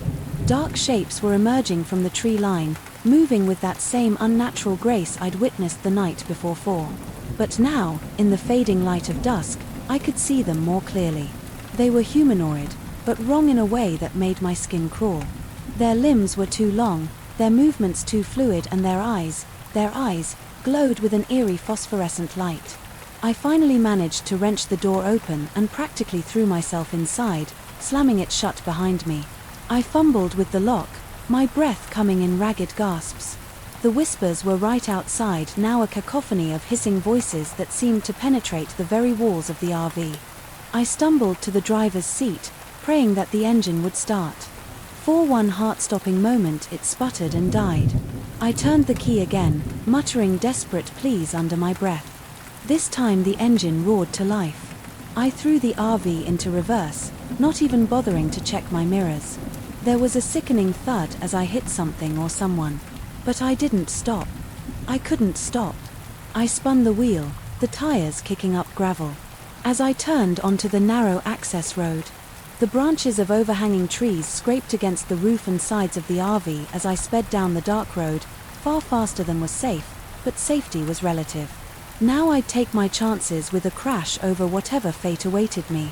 If those things caught up in my rear view mirror, I could see shapes moving through the trees, keeping pace with the RV. They were impossibly fast, leaping from tree to tree. With inhuman agility, I pressed the accelerator to the floor, my knuckles white, on the steering wheel. As I approached a sharp bend in the road, one of the creatures landed on the roof of the RV with a heavy thud. I could hear it scrabbling for purchase, its claws, leaving deep gouges in the metal. In a panic, I swerved, trying to shake it off. The RV tilted dangerously, teetering on two wheels for a heart-stopping moment before crashing back down. The impact dislodged my unwanted passenger, but I was now precariously close to the edge of the road. On one side was a sheer drop into darkness. I fought to regain control, the steering wheel bucking in my hands just as I thought I had it under control. Something large and dark bounded into the road ahead. I had a split-second glimpse of glowing eyes and a mouthful of needle-sharp teeth before I instinctively jerked the wheel to avoid it. It was a mistake. The RV skidded the tires, losing traction on the loose gravel. I felt a moment of weightlessness as the vehicle left the road. Plunging into the darkness beyond the world became a chaos of motion and sound. The RV rolled again and again, each impact jarring every bone in my body. Glass shattered, metal crumpled, and all I could do was hold on and pray. When the motion finally stopped, I was upside down, held in place by my seat. Bell blood trickled into my eyes from a gash on my forehead. Every part of me itched, and I was pretty sure at least a few ribs were broken, but I was alive for a moment. All was quiet. Then, faintly at first, but growing stronger, I heard them, the whispers. They were coming. With trembling hands, I unclasped my seat belt, crashing ungracefully to the roof of the overturned RV. Pain lanced through my body, but I forced myself to move. I had to get out, had to keep running. I crawled through the shattered windshield, dragging myself over broken glass and twisted metal. The forest floor was steep here, and I found myself sliding down a leaf-covered incline, unable to stop my descent. I came to a halt at the bottom of the ravine, battered and barely conscious as my vision started to fade. I saw them, dark shapes moving through the trees, drawing closer. Their whispers filled my ears, and I knew with a bone, deep certainty that this was the end. But just before darkness took me, I saw something else, a flicker of light in the distance, a cave entrance illuminated from within by an otherworldly glow. As consciousness slipped away, one thought remained: maybe, just maybe, there was still a chance to survive this nightmare. I awoke to darkness and pain for a moment. I couldn't remember where I was or what had happened then. It all came, rushing back: the chase, the crash, the whispering creatures closing in. I bolted upright, ignoring the protest of my battered body, ready to run again. But I was alone. The forest around me was quiet, save for the gentle rustle of leaves in the night breeze. I couldn't shake the feeling that I was being watched, but there were no glowing eyes in the darkness, no whispers on the wind. As my eyes adjusted to the gloom, I remembered the cave I'd seen. Just before passing out, I scanned the area, my heart leaping, when I spotted a faint glow in the distance. It was my only lead, my only hope of finding answers and possibly a way out of this nightmare. I took stock of my situation. My body was a mess of cuts and bruises, and every movement sent waves of pain through me. But nothing seemed to be broken. Toan, which was a minor miracle given the violence of the crash. I still had my hunting knife tucked securely in its sheath at my belt. The bear's spray was gone. Lost in the chaos of the accident, with a groan, I pulled myself to my feet. Each step was agony, but the alternative, waiting for those things to find me, was unthinkable. I limped towards the glow, using trees for support when I could. As I drew closer to the cave entrance, the air grew colder, an unnatural chill that seemed to seep into my very bones. The glow emanating from the cave mouth was unlike anything I'd ever seen, not the warm flicker of firelight, but a cold blue-white radiance that pulsed with an alien rhythm. I hesitated at the threshold, every instinct screaming at me to turn back. But where else could I go? The creatures were still out there hunting me. Whatever lay within this cave couldn't be worse than what awaited me in the forest. At least that's what I told myself as I stepped into the light. The cave opening led to a narrow passage that sloped sharply downward. The walls were slick with moisture, and I had to brace myself against them to keep from slipping. The ethereal light seemed to come from everywhere and nowhere, at once casting no shadows. As I descended deeper into the earth, the passage widened into a vast cavern. What I saw there stopped me in my tracks, my mind struggling to comprehend the impossible scene before me. The cavern was filled with technology, but like nothing I'd ever seen before. Sleek, organic-looking structures pulsed with the same blue-white light that had guided me here. Strange symbols crawled across surfaces that seemed to shift and change as I watched. In the center of it all was a pool of swirling luminescent liquid that defied gravity, floating in midair like a liquid galaxy. But it was what surrounded the pool that truly chilled me to my core bodies, dozens of them suspended in translucent pods that lined the walls of the cavern. Some were clearly long dead, little more than skeletons. Others looked as if they were merely sleeping with a jolt of horror. I recognized two of them, the young couple from the photograph I'd found in the abandoned car. They hadn't aged a day, their faces peaceful in their unnatural slumber. What was this place? What had been done to these people? As I stood there trying to process what I was seeing, a noise from behind made me spin around there. Emerging from the shadows were the creatures that had been hunting me, but in the light of the cavern, I could finally see them clearly. They were human once, I realized with dawning horror, but they had been changed, transformed into something monstrous. Their limbs were elongated, their skin a sickly grey, their eyes glowed with the same blue-white light that filled the cavern, and their mouths. Their mouths were filled with row upon row of needle-sharp teeth. I backed away, my hand going to my knife, but I knew it would be useless against these things. There were too many of them, and they moved with a speed and grace that no human could match. As they advanced, their whispers filled the air once more, but this time I could understand them. They spoke of hunger, of the need to feed, of a great and terrible purpose that required sacrifice. I kept backing up until I felt the edge of the floating pool behind me. The creatures spread out, cutting off any hope of escape. I was trapped with nowhere left to run. As the first of them lunged towards me, I made a split-second decision. I turned and dove into the swirling pool of light. The last thing I heard before the luminescent liquid engulfed me was the creature's howls of rage and frustration. Then there was only light and silence, and the sensation of falling endlessly through space and time. I don't know how long I was in that strange luminescent pool. Time seemed to lose all meaning as I floated in a sea of light and knowledge. Images and information flooded my mind faster than I could process them. I saw the history of the Earth, the rise and fall of civilizations long forgotten. I saw the stars and the vast empty spaces between them, and I saw them, the beings who had created this place, who had transformed humans into the monstrous creatures that hunted in the forest above.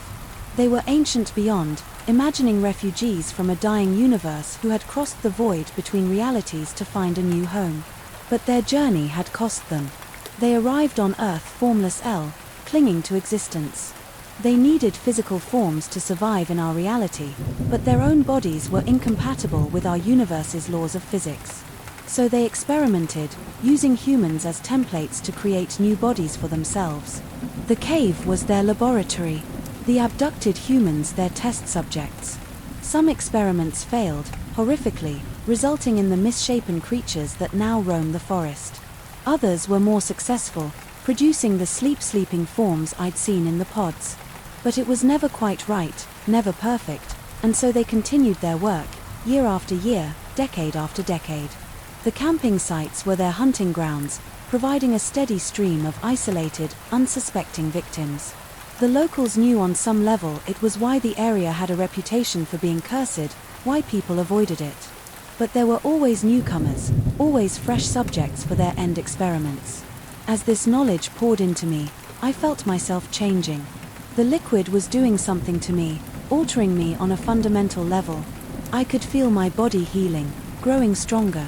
My mind expanded, able to grasp concepts that would have been incomprehensible to me before. And then, as suddenly as it had begun, it was over. I found myself ejected from the pool, gasping for air on the cold stone floor of the cavern. But I wasn't alone. Standing before me was a being of pure light, its form constantly shifting and changing. I knew somehow that this was one of the ancient aliens in its true form. It spoke not in words but directly into my mind. "You have seen." It said, "You understand." I nodded, still trying to catch my breath. "Why?" I asked. "Why do all this survival?" Came the reply, "We must survive, we must find a way to exist in your reality." But at what cost? I demanded, anger rising within me. "How many people have you killed? How many have you transformed into those things?" The being's form flickered and I sensed something like regret. It was necessary.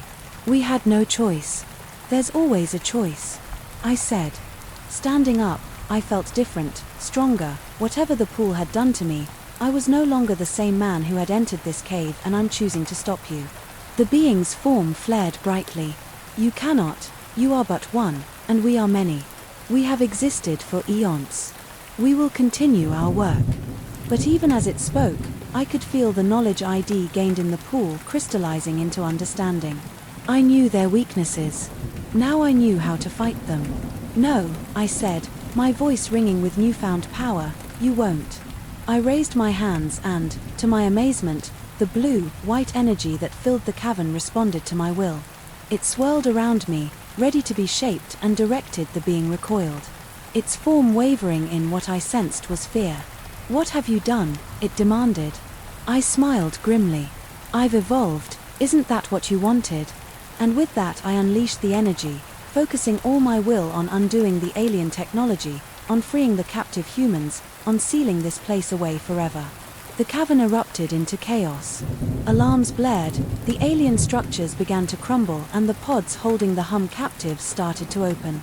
The being of light winked out of existence, fleeing to some other part of its vast underground complex. As the captives began to stir, confused and disoriented, I knew my work was only beginning. I had a responsibility now to help these people, to stop the aliens' experiments for good, and to use my newfound abilities to protect others from threats they couldn't even imagine. But first I had to get everyone out of this collapsing cave. As I began to guide the awakening captives towards the exit, I spared one last look at the now empty pool that had changed me forever. Whatever I was now, whatever challenges lay ahead, one thing was certain: life would never be the same again. The journey back to the surface was a blur of chaos and confusion. I led the group of disoriented former captives through the crumbling tunnels, using my newfound abilities to clear obstacles and light the way the aliens' monstrous creations tried to stop us. But they were no match for the power coursing through me. When we finally emerged into the pre-dawn forest, the cave entrance collapsed behind us with a thunderous roar. The ground shook, trees toppled, and a plume of dust rose into the air. And just like that, the entrance to the alien complex was sealed, buried under tons of rock and earth. But I knew it wasn't over. The aliens had been on Earth for centuries, maybe longer. This was just one of their facilities. There would be others hidden away, in remote corners of the world, and I had a feeling they wouldn't take kindly to my interference. As the sun rose, casting long shadows through the trees, I turned my attention to the survivors. There were 17 of them, ranging from the young couple I'd seen in the photo to an elderly man who looked like he'd been a captive for decades. All of them were confused, scared, and in desperate need of help. I did my best to explain what had happened, though I left out the more fantastic elements of my experience. They didn't need to know about the alien beings or the strange powers I'd acquired to them. I was just another victim who had managed to free them from their captors. Using my enhanced abilities, I was able to guide the group safely through the forest to the nearest town. It was a surreal experience watching these people, who had been torn from their lives years or even decades ago, try to come to terms with how much the world had changed in their absence. The authorities were called, and soon the quiet mountain town was swarming with police, FBI agents, and news crews. I gave a carefully edited version of events to the investigators, painting a picture of a human trafficking operation rather than an alien experiment. It was easier for them to accept, and it would keep the survivors safe from the kind of attention that the truth would bring. As for me, I knew I couldn't stay. My encounter with the alien technology had changed me in ways I was only beginning to understand. I could feel the power humming beneath my skin, waiting to be used, and I knew that the aliens wouldn't stop their experiments just because one of their facilities had been compromised. So, while the authorities were distracted with the survivors, I slipped away. I left behind my old life, my job in Pittsburgh. Everything from now on, I would be a wanderer, searching out other alien facilities, freeing their captives, and doing my best to put an end to their experiments. It won't be easy. I'm one man against an ancient, technologically advanced alien race, but I have knowledge they never intended for a human to possess and abilities they never meant to bestow. I'm no longer the same Jethro Walsh who drove into these mountains looking for a peaceful camping trip. I'm something new, something more, and I have work to do. As I stand here on the outskirts of town, watching the sun set on my old life, I can't help but think about the couple's photo I found in that abandoned car. There. They're safe now, finally free after 25 years of captivity. But how many others are still out there, trapped in hidden alien facilities? How many more will be taken if I don't stop? My name is Tom Ward. I take one last look at the town behind me. This happened to my family and me last summer at Real Foot. There are more mysteries to unravel, more people to save. If you told me then that our quiet weekend fishing trip would end in blood and nightmares, for whatever comes I would have laughed in your face. Next story. But here I am telling a story I wish I could forget. It started with an idea I had one night while balancing bills at the kitchen table. Things were tight. So when I proposed a cheap getaway, my wife, Linda, ever the sensible one, hesitated. But once I explained we could camp, fish and reconnect with her 10-year-old son, Ethan, she came around. I should have paid more attention to that nagging feeling in my gut, the one telling me we should go somewhere else, anywhere else. Our gear was a patchwork of older camping equipment, a second-hand tent, a leaky inflatable dinghy with a small outboard motor and a cooler that only half worked. I told myself it would be an adventure. Linda, worried about storms, and Ethan, excited to fish, just wanted to see the water. So early on a Friday morning we loaded the station wagon and drove out to Real Foot Lake.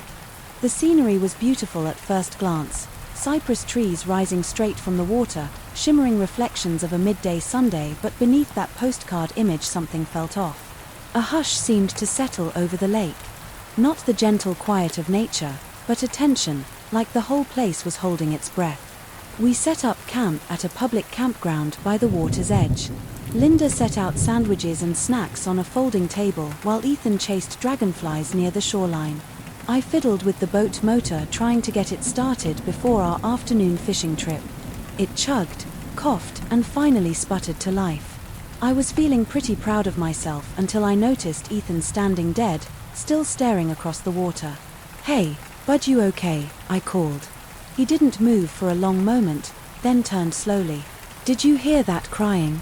I paused, listening. There was only the lapping of water against the shore, probably just a bird, I said, forcing a chuckle, a heron or something. But Ethan looked unconvinced. "It sounded like a lady crying." Linda stepped up beside me. "He's got an imagination," she said, softly, though her eyes scanned the far bank. Neither of us could see anything. That afternoon the three of us climbed into our inflatable dinghy and puttered around the lake hoping for a decent catch. Not 20 minutes in, the motor sputtered and died. We bobbed there, drifting among cypress trunks.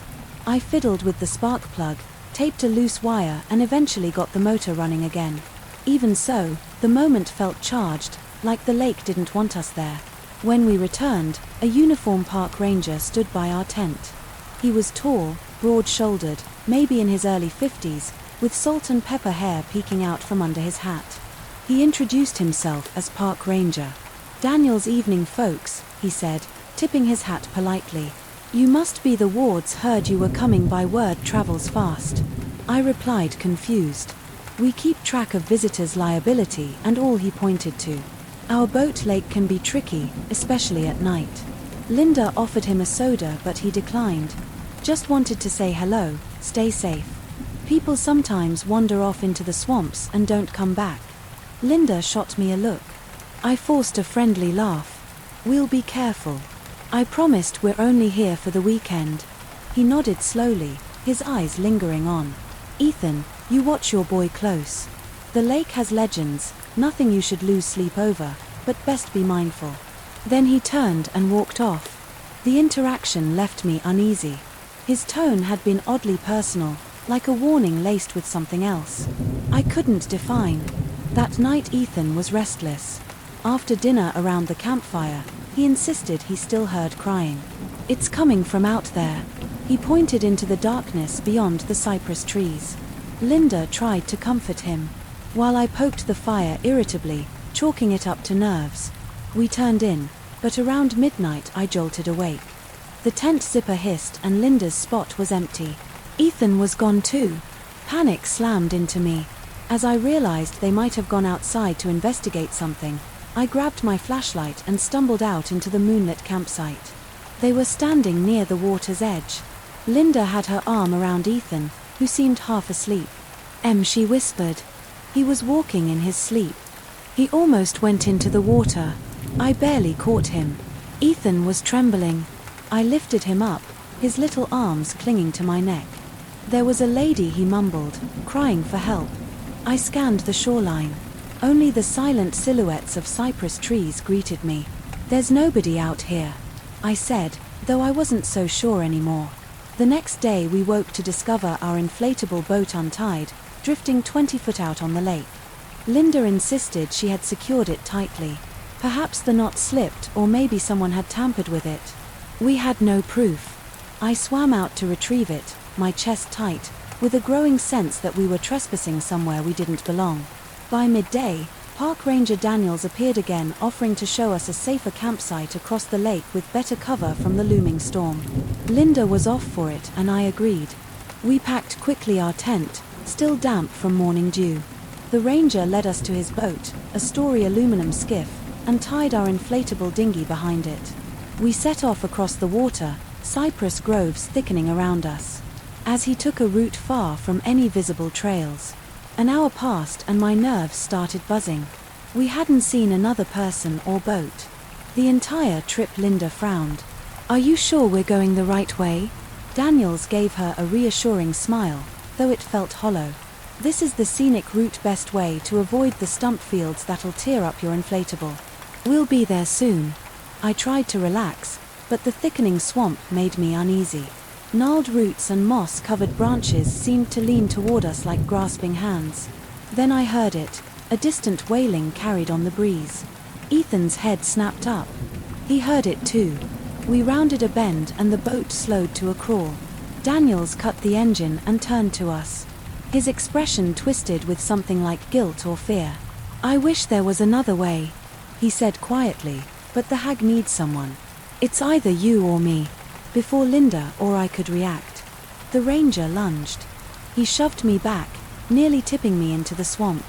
Linda screamed. I grappled with him, knocking his ranger hat into the water.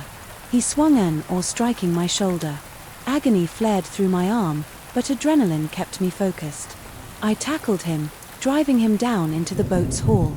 Ethan cowered behind his mother, tears streaming down his face. Dad! Ethan shrieked. Stop him. Daniels bared his teeth, a crazed look in his eyes.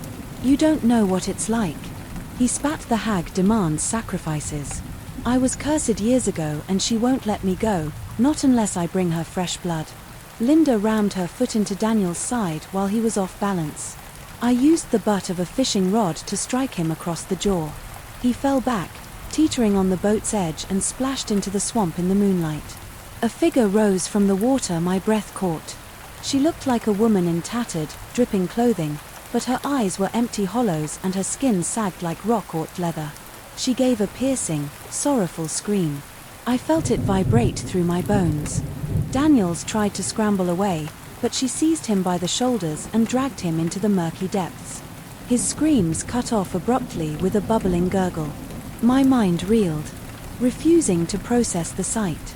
Linda clung to Ethan, her eyes wide with terror.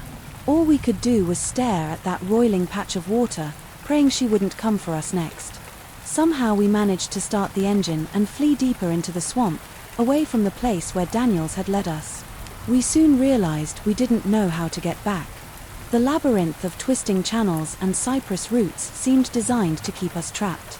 An unsettling hush fell over everything, as if the swamp had swallowed the ranger and was now waiting for more. We finally found a small patch of relatively solid ground overgrown with tangled weeds. It exhausted, shaking. We set up our tent in a hurry. As night fell, none of us felt like eating. We huddled inside, listening to every snap of a branch, every shift of the water. The crying sound grew louder that night, creeping into our minds. It circled our camp like a mourning ghost. Around midnight I woke to find Ethan missing again. Terror shot through me. I scrambled to my feet, ignoring the pain in my shoulder, and unzipped the tent. There, 10 yards away, was my son wading into the swamp. His back was to me, but I could hear him whispering. Linda stumbled out behind me, trying not to scream. I ran into the shallow water, grabbing Ethan's arm. "What are you doing?" I hissed. He turned to me and the hair on my neck rose. His eyes looked glassy distant. There was an eerie half-smile on his lips. "She wants me," he said, voice flat. She said you should come too. I dragged him back, but he fought me with surprising strength. He lashed out with a pocket knife. I didn't even realize he had taken from my bag, slicing across my forearm. I cried out in pain, Linda gasping at the sight of my blood. Ethan's expression flickered briefly with recognition, like a part of him realized what he'd done. Then went blank again. He collapsed into my arms unconscious. We carried him back to the tent and Linda helped me wrap my arm. The bleeding was shallow but painful. Fear mingled with heartbreak in her eyes. Tom, his possessed, or something that creatures inside him. I didn't have a rational explanation, but I couldn't deny the truth. Something had gotten hold of our son. His face, even in restless sleep, looked tormented. I'll do anything to protect him. I promised we'll find a way out the next morning. Ethan was awake but distant. He refused to eat, staring into the middle distance. I told Linda we had to leave, but a quick check of our boat revealed the hull had cracked. During our frantic escape we had duct tape, but the damage looked severe. We can try a makeshift repair, I said, panic edging my voice, but it might not hold desperate. We tried to make a raft from branches and the remains of our tent poles. The hours ticked by. As we left flashed everything together with rope. The entire time Ethan would mutter strange phrases under his breath. Sometimes his voice sounded too low, like an adult man's, or something even more inhuman. We pushed off an early afternoon, Linda and I, paddling with whatever we had, an oar, a flat piece of plywood. Ethan sat at the center of the raft, knees tucked to his chest, rocking gently. The storm clouds that Linda had warned about were rolling in, throwing a gloomy light over the water. Half an hour into our desperate journey, the wind whipped up and the raft began to sway. A fog crept in, reducing visibility to mere feet. Then, cutting through the fog, I saw a hazy silhouette of a large search. Boat relief flooded me. I started shouting for help. Linda waved her arms, but as we got closer, the boat faded. Another illusion, despair cramped my chest and Linda wept in frustration. Lightning flashed above us, thunder shaking the cypress branches. Water splashed across our raft and I felt it shudder. Alarmingly, Linda grabbed my arm. Tom, we can't keep going like this. Maybe we should. Maybe we should just go back, face her. Absolutely not. I snarled. We're getting out of here, Linda. She looked torn eyes, flicking to Ethan, but our son, before we could continue arguing, something enormous bumped the raft from below. Ethan shrieked and we all nearly lost our balance. Then the surface broke and the hag rose before us. Her sallow face dripped with algae and her mouth gaped in a silent wail. She seized the edge of the raft and we capsized. I plunged into the cold, murky water, flailing for anything to hold on to. I broke the surface, coughing up foul-tasting swamp water, only to see Linda dragged under. Her hand slipped from mine and she vanished. I screamed her name until my voice cracked. Ethan bobbed to the surface, half sunk in a tangle of logs. I swam to him, hauling him onto a splintered piece of the raft. My heart pounded so hard. It felt like it would burst. I heard Linda cry out once, then silence. I saw the faintest ripple in the water.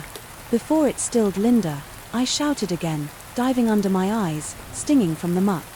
I saw nothing except murky water and twisted tree roots. Eventually I had to stop. She was gone. I surfaced sobbing, pulling Ethan close. We have to keep moving, I choked out. Thunder roared overhead and the rain pounded down, making it almost impossible to see. We drifted for what felt like hours, me desperately kicking and paddling, Ethan clinging to the jagged plank.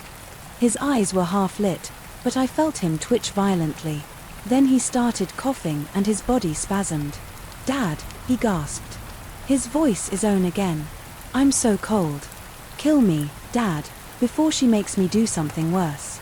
Those words stopped my heart. Don't say that, I whispered, hugging him as best I could in the water. Lightning flashed, revealing the hag lurking behind a cypress trunk. Her head jerked unnaturally, tracking us. Rage and desperation surged in me. I remembered how Daniels had said the hag demanded sacrifices, that she was tied to some curse in this swamp. Maybe there was a way to break it. Struggling through the storm, I spotted a large stone structure jutting from the water. It looked ancient, carved with symbols I didn't recognize. Something told me that was the source of her power, the altar binding her here. With Ethan moaning beside me, I kicked and paddled until we reached it. I climbed on to the slick rock, ignoring the cuts and bruises. Ethan screamed as the hag lunged forward, grabbing his ankles. He stabbed at her with the pocket knife, but she wrenched it away, slashing him across the thigh. Blood spread in the water and I bellowed like an animal. My son's eyes rolled back as she tried to pull him under. In that moment I snatched a broken tree limb washed onto the rock driven by fury. I raised it high and slammed it onto the altar. The carved symbols cracked stone shattering beneath my weight. A thunderous boom shook the swamp. The hag flung her head back, letting out a wail that felt like it split the sky. Then she vanished beneath the churning water, leaving nothing but swirling eddies behind. Ethan collapsed in my arms. I ripped my shirt sleeve to create a makeshift bandage for his thigh. The storm continued to rage, but the oppressive feeling in the air lifted, if only slightly. I lay there on the stone, clutching him against me, sobbing. Linda was gone. I could barely move. Darkness crept over my vision. I woke to the harsh glare of floodlights. A rescue team, maybe local authorities, had found us. They pulled Ethan and me onto a large boat. Paramedics swarmed us, strapping oxygen masks to our faces. I faintly heard someone say they found no sign of Linda. Through half-listed eyes, I saw men with FBI jackets exchanging tense whispers. Something in their stance told me they wanted to keep things quiet. They flew Ethan to a nearby hospital and I underwent minor surgery on my shoulder and arm. The sheriff took my statement, nodding politely while scribbling in a notebook, but when I started explaining about Ranger Daniels, the wailing hag, how Linda was dragged under, the sheriff exchanged a glance with the FBI agent. They patted my shoulder and murmured something about stress and hallucinations. They told me Linda probably drowned in the storm, and that was the official story. Daniels, they claimed, had left the area on indefinite leave. In the weeks that followed, I tried to tell them what really happened, but the authorities insisted. We were just a family who met tragedy on the lake. Newspaper articles called it a freak accident. They found Ethan's small footprints at the edge of the swamp, my footprints too, but no sign of Linda's body. The FBI stopped returning my calls and the local news moved on. Ethan recovered physically but was left haunted by nightmares, waking up screaming about the hag's eyes. He rarely spoke. I tried therapy, but the doctors couldn't piece together the puzzle of what truly happened out there. Months later I drove back to Reelfoot Lake. I couldn't fight the obsession, the poll, to see if maybe Linda had survived or if the hag still lurked beneath the waters. I stood at the shore, gazing across the still surface cypress, knees poking like tombstones. The air was calm, not a breath of wind. Then, across the water, I swore. I heard Linda's voice, Tom. It whispered, barely audible yet unmistakable. My heart thundered. I couldn't tell if it was real or just my grief echoing in my head, but I felt that same hush in the air, the same tension I'd felt at the start. The wailing hag might be gone, or maybe she wasn't. Maybe the swamp always collects its deads. Maybe Linda's spirit was trapped there, another lost soul. The only truth is that I'll never stop searching for her, and I'll never stop warning people to stay away from Reelfoot Lake, because something lives there in the dark water and tangled cypress roots, something hungry, ancient and cunning, and if the stories are true, it's always waiting for more. Story 2. My name is James Jim Holloway. I'm 42 years old, and what I'm about to share happened on Pine Mountain, Kentucky, an experience that will haunt me for the rest of my life. I'd just gone through a bitter divorce. I was tired of city noise and tired of explaining myself to people who never cared to understand me. I wanted solitude, time away from everything, and so I packed my subpar camping gear, grabbed my camera to document my off-grid adventure, and drove south to Pine Mountain. The drive took me through winding roads that sliced between towering pines, the sunlight barely reaching the asphalt. Even before I arrived, there was something eerie about this place.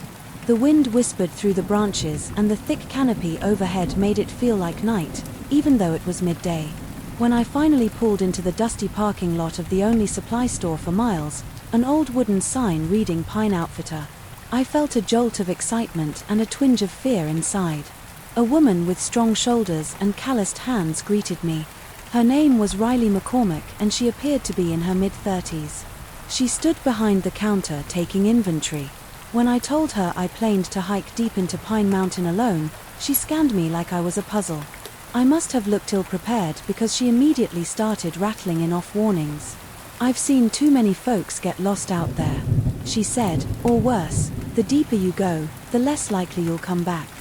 There's these stories about things that live in those woods. Some folks call it the mimic, others got different names for it." I almost laughed but caught myself. Her face was dead. "Serious, listen," I replied, trying to sound confident. "I can handle myself. I've got a channel document survival stuff." I paused, though I'd be lying if I said I knew the area. She looked me up and down. "I'll guide you, but if we go deep, you better do exactly what I say." I was reluctant at first. I wanted to be alone, but something in her gaze told me she was right, that my confidence might turn into arrogance. So I agreed. She nodded curtly and gathered supplies. That's when a third person stepped into the store, making the front door chime, a younger man with messy brown hair and a confident grin. "Derek Foster," he said, extending a hand. "Heard you two talking about Pine Mountain. Mind if I tag along? I've been around these parts, know my way." Riley's expression hardened immediately. "Never seen you before," she said. "You from these parts?" He shrugged casually. "I move around a lot, travel, do odd jobs. Wilderness stuff. Always looking for a new spot." He grinned at me. "Jim, was it? Think about it. 3 safer than 2? Something about him felt off, but I ignored the gut feeling. Maybe it was the idea of having an extra set of hands that swayed me, or maybe I just wasn't confident enough to say no. Either way, we soon found ourselves loading up Riley's truck and heading up a narrow gravel road that dissolved into forest. The plan was to set up a base camp near a derelict cabin. Riley knew about then push even deeper on foot on our first day. The hike was pleasant enough. The dense canopy provided shade from the brutal August sun, and occasionally I'd film quick segments for my YouTube channel introducing Riley panning across the breathtaking mountain vistas. Derek drifted between the two of us, occasionally tossing in a joke or a story about his supposed wilderness escapades. Riley was polite but made it clear she didn't trust him. She stuck close to me, pointing out edible plants, cautioning me about snakes, and repeatedly emphasizing that we had to be mindful of our surroundings. That first night at camp, we set up our tents and built a small fire. The conversation was light-hearted. At first, Derek bragged about climbing some mountain out west, and I tried to see if Riley would share more about local folklore. She muttered something about the mimic again, how it had been blamed for weird disappearances. I wanted to capture that story on camera, but she refused to be filmed. Fine, I thought I'll just note it in my mind. Midnight came and I crawled into my tent. At first it was peaceful, just the rustle of leaves and distant hoots from owls. Then, around what had to be 3 o'clock in the morning, I heard footsteps near the edge of our camp. I unzipped the tent and shone a flashlight. Around the trees stood like silent sentinels, no sign of wildlife, and the footsteps stopped. Probably my imagination, I told myself, but I couldn't shake the unease. The next day we continued deeper along a narrow trail. Derek was humming some tune, and I noticed Riley scowling every time he spoke. Our group dynamic felt tense. I tried to remain neutral, but something about Dick's confidence seemed forced. He'd subtly insult me. "Jim, you sure you can handle? That backpack looks heavy for you." Like he wanted to get under my skin, Riley ignored him. She focused on the terrain, pointing out certain plants or unique rock formations to me more than once. I overheard her muttering that we should turn back soon. That evening we found the old cabin, a single-story structure sagging with age, missing roof shingles and streaked with moss. Riley insisted we check the inside before setting up camp nearby. The inside was dark, musty, with rotted furniture and a fireplace choked with leaves. Strange wooden totems had been left around, crudely carved figurines of animals, wolves, deer, bears, except each carving looked twisted, almost human. I felt a prickle at the back of my neck. Derek joked looks like somebody's voodoo shack, but Riley didn't laugh. We should keep our distance. This kind of stuff ain't a game. We set up camp just outside, where the trees parted enough to see the sky. Dinner was a quiet affair, ration packs warmed over a portable stove. Then, just as we were about to settle in for the night, Riley stiffened. She hushed us, then craned her head listening. I heard it too, a voice in the distance calling help anyone. My spine tingled. It sounded exactly like me. The tone, the inflection. It was as if I were out there yelling for help. Derek smirked as if amused. That's bizarre, he said, unless you've mastered ventriloquism. Riley gripped my arm. Nobody leave the campsite, she warned.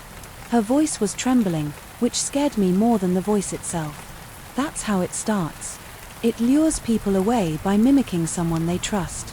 I tried to rationalize it. Maybe an echo or some ACIC oddity. But I'd be lying if I said I wasn't petrified. I didn't sleep. Well, that night, dreams of shadows circled me, stepping just out of sight, and every so often I jolt awake to the faint echo of my own voice drifting through the trees. The next morning things escalated. I noticed items missing. My flashlight was gone and my extra batteries. Derek accused me of being forgetful. Riley paced around the campsite, scanning for footprints. She found tracks, though they looked human, but the stride was wrong. Like whoever made them, walked on the balls of their feet or had an odd gait. A creeping dread followed us as we hiked again, determined to map the area around the cabin for my documentary. Derek disappeared into the trees at one point, claiming he needed to find firewood. When he returned, his arms were empty and there was a smear of crimson on his pant leg. Riley asked if he was injured. He just laughed it off, said it was berry juice, but it didn't smell sweet. It smelled like iron. That afternoon, as we explored a ridge overlooking a narrow valley, we found a fresh deer carcass lying half submerged in a shallow creek. Flies buzzed around the open wounds and the eyes were missing. Human-like footprints surrounded it, but the tracks ended abruptly, as if the creature had leapt away. Wrinkled his nose. Animals do weird stuff, he said too. Casually, Riley cursed under her breath and told us we had to turn back. We've seen enough. Whatever's out here. It's hunting. I wish I'd listened, but I was stubborn. This footage was the most real thing I'd ever captured for my channel and I couldn't walk away. Derek seemed intrigued too, though for different reasons he kept pushing to investigate deeper, suggesting we follow the creek. Riley had a meltdown right there on the ridge. Are you both insane? She shouted. We're not prepared and something's stalking us. An hour of heated debate followed. In the end we decided to stay near the cabin one more night, pack up in the morning, then leave. Reluctantly, Riley agreed, but not without calling me a fool. That evening tensions boiled over. Derek teased me, relentlessly about my weak gear and how I couldn't handle the wilderness. I snapped, told him to back off. Riley stepped between us, insisting we stay civil. All the while the forest seemed to watch us. The wind whispered through the branches and each snap of a twig made me jump. Then Derek vanished. 1 minute he was there by the campfire. The next he was gone. We called his name, searched the immediate perimeter but found no sign. Drag marks cut through the dirt, streaks of blood trailing into the undergrowth. Fear hammered in my chest. Had the creature taken him or was Derek pulling some sick prank? Riley grabbed my arm, her voice trembling. We have to barricade ourselves in that cabin. It's the only structure we've got. My mind raced. The outlines of the totems and carvings inside the cabin felt more ominous than before, but it was better than nothing. We hurried in, blocking the door with an old warped table. We sat there, the flashlight beam wobbling across the rotted walls. Outside the wind rustled and occasionally we heard something scrape against the cabin's exterior. Suddenly a familiar voice, Derek's, spoke from just outside. Guys, open up, I'm hurt. Riley stiffened, tears forming in her eyes. That's not Derek, she whispered. I want to believe it was him, but my instincts warned me otherwise. Then came a new sound, like nails scraping on wood. The voice repeated, guys, please let me. In hours past the voice continued, sometimes sounding desperate, sometimes mocking. Riley tried to keep me calm, but exhaustion was setting in when dawn finally broke. The cabin's walls were streaked with strange symbols in what looked like blood. I had no idea how or when they appeared. We emerged cautiously. The forest was quiet, as if holding its breath. No sign of Derek, no footprints. Our supplies were ransacked though, food gone, water scattered. I checked my camera gear. The tapes were still there, but the battery was missing. Riley insisted. We searched for Derek before leaving. We can't just abandon him, she said, though her voice shook with fear. We followed a trail of bloody handprints leading deeper into the forest, eventually coming to a clearing. At the center stood a ragged man. It was Derek, or what was left of him. His clothes were torn and his eyes were wild. He lifted a trembling arm pointing at us, but he didn't speak. Then, impossibly, he started to change his limbs, contorted. His posture snapped backward. I felt vomit rise in my throat. Riley screamed and the creature, whatever it was wearing dark skin, rushed at us on all fours with an inhuman shriek. We fled. I don't remember how I got away. The forest blurred branches slashing at my arms and legs. My lungs felt like they'd explode. When we finally stopped, we realized we were lost. The cabins, the path. Everything looked unfamiliar. Panic set in that evening. We found an underground cave, half concealed by a fallen pine. I spotted bones at the entrance, small likely animals, but some looked worryingly human. Riley said it was probably a burial site or a den. Against better judgment, we crawled inside hoping we could hide from Derek or the creature masquerading as him. The stench hit me first. Decay, rot, and old congealed blood. The place opened into a cavern with a low ceiling. In the dim beam of my flashlight we saw lumps, bodies, skeletal remains. Some had clothing scraps. A few looked recent, with bits of flesh still clinging to bones. I turned away, bile burning my throat. Then we heard movement from deeper in the cave. A wheezing breath echoed in the darkness. Riley pushed me behind her, but I could see her hands trembling. Something shuffled closer, dragging across stones. My flashlight flickered and I saw Derek again, or that thing pretending to be him, standing just beyond reach. Eyes sunken, mouth curled into a grin. He had lunged. Riley fired a round from her revolver. The bullet tore through Dark's chest, spattering dark blood on the cave floor. I watched in horror as he staggered. Then, howled with rage, she fired again, this time hitting him in the head. Derek collapsed, twitching, then lay still. Riley's breathing was ragged. She just killed a man or something that wore a man's face. But the nightmare wasn't over. Behind Derek lay a deeper tunnel from which emerged a grotesque silhouette, limbs bent in ways that defied reason. I recognized my own face, contorted in its flesh. The skin walker, the mimic.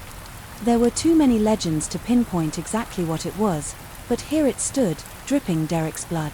We ran, stumbling through the darkness, tripping over bones. My flashlight died, leaving us with only the faint glow from the cave entrance. I felt a sudden burst of pain in my shoulder as something sank its claws into me. I cried out, but Riley pulled me free and we burst into the open air. I staggered away from the cave, struggling to breathe, my thoughts spinning for a moment. Everything went black when I came to. Riley had dragged me to a nearby outcrop. She looked frantic, rummaging through what remained of our supplies. She tore open a bandage kit and pressed gauze to my bleeding shoulder. What happened? I mumbled, feeling dizzy. My vision blurred and my tongue felt numb. You got clawed. She whispered. We need help, but help was a distant dream. We were miles from any road, possibly going in circles. We slept in shifts, propped against each other too, afraid to set a proper camp. The wind moaned through the trees, and sometimes I thought I heard Dick's voice again. My shoulder throbbed and a fever set in. I started hallucinating, seeing movement in every shadow. I don't know how long it was until I woke up alone. Riley was gone, replaced by a twisted figure leaning over me. A voice hissed, "Jim, your mom, fine now." Then I blacked out again. When I regained consciousness, I was bound at the wrists, lying in some clearing lit by pale moonlight. Riley stood across from me, a wild look in her eyes. She was covered in fresh cuts. Her clothes torn, the mimic, if that's what it was, stood behind her. Using her like a puppet, she clutched her revolver, tears streaming down her face. "I can't fight it," she gasped, raising the gun toward me. "Run, Jim, kill me before it makes me." Her finger tightened on the trigger. My heart thundered. I closed my eyes, bracing for the shot. Then, at the last second, she diverted the gun, discharging around into the dirt, snarling, the thing controlling her slammed her to the ground, then twisted its faceless visage toward me. Adrenaline took over. I scrambled, ignoring the pain in my shoulder, and managed to free my hands from the loose ropes. I grabbed a jagged rock and lunged at the entity.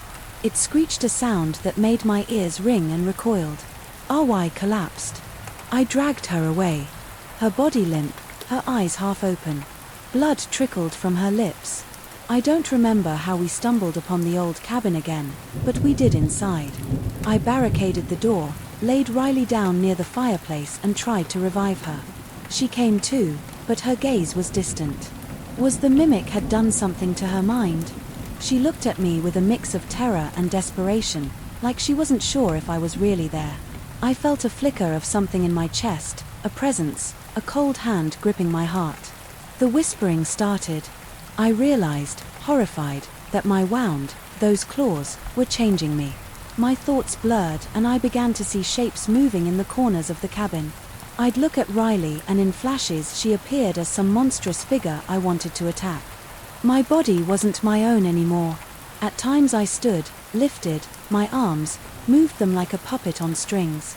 I heard a voice come from my mouth, but it wasn't mine. I fought it, tears streaming down my face, but it was inside me controlling me. Riley tried to pull me back to snap me out of it, but the entity was too strong. The final horror came when, during one of my possessed states, I lunged at Riley, nearly choking her. She grabbed her revolver again, pressing it to my temple. For a moment, I thought she'd do it, put me out of my misery, but she couldn't. Instead, she pistol whipped me and I fell to the floor. Dead. I woke hours later alone. The door was open, the barricade broken. I staggered outside calling for Riley, but there was no answer. Tracking her footprints, I followed them until they faded in a pea patch of blood-soaked dirt. I don't know if she was taken or if she just ran. Part of me hopes she escaped, though I'll never be sure. In a numb haze, I wandered for days, maybe weeks. Eventually I found a logging road where a passing truck driver spotted me. He took one look at my ragged state and sped off, probably thinking I was a lunatic. Hours later, local authorities came, accompanied by two men wearing suits who asked a lot of questions. They took me to a medical center, patched up my shoulder. I told them everything. Delirious from fever. They listened with stony faces. The next day, two more men in suits, I suspect they were from the FBI, came to question me. Their line of questioning was strange. They asked if I had camera footage, if I'd told anyone about my trip, if I had posted anything online. I told them my tapes were somewhere on Pine Mountain. They nodded, said they look into it, then escorted me from the hospital to a government car. I tried to ask about Riley, about Derek, but they wouldn't answer. Eventually they dropped me off at a motel on the edge of town and told me in no uncertain terms to leave Kentucky and not come back. When I pressed them further, they threatened to charge me with trespassing or interfering with an investigation. I left. I had no reason to stay and every reason to go. Whatever evidence existed in that cave or the cabin was quickly sealed off. I later heard rumors that the entire section of forest was declared restricted dangerous mine shafts, they claimed. Locals, though, muttered about a cover-up. I never saw Riley again. Sometimes I dream she escaped living quietly in another state. Other times nightmares plague me. I see her face contorted into that monstrous grin, lost in the shadows of Pine Mountain. As for me, I still feel the presence in my mind, a whisper that won't fully go away. Sometimes I catch my reflection in a mirror and swear. I see it move an instant later than I do. Doctors say it's trauma, but I know better. Part of that thing remains in me, and I can only pray it never fully takes hold. That's my story. I don't expect anyone to believe it, but it's the truth. Pine Mountain has secrets, and if you ever venture there, Don't not unless you're ready to face the mimic that stalks those ancient woods, the skinwalker that wears your face and calls in your voice, because once it has you in its sights, there's no guarantee you'll ever see daylight again. Story 3. My name is Sam Baker. I am 31 years old, and what I'm about to share happened in the late fall of last year in the Daniel Boone National Forest, Kentucky. I had driven down from Lexington with my girlfriend, Kate Donovan, who was 28.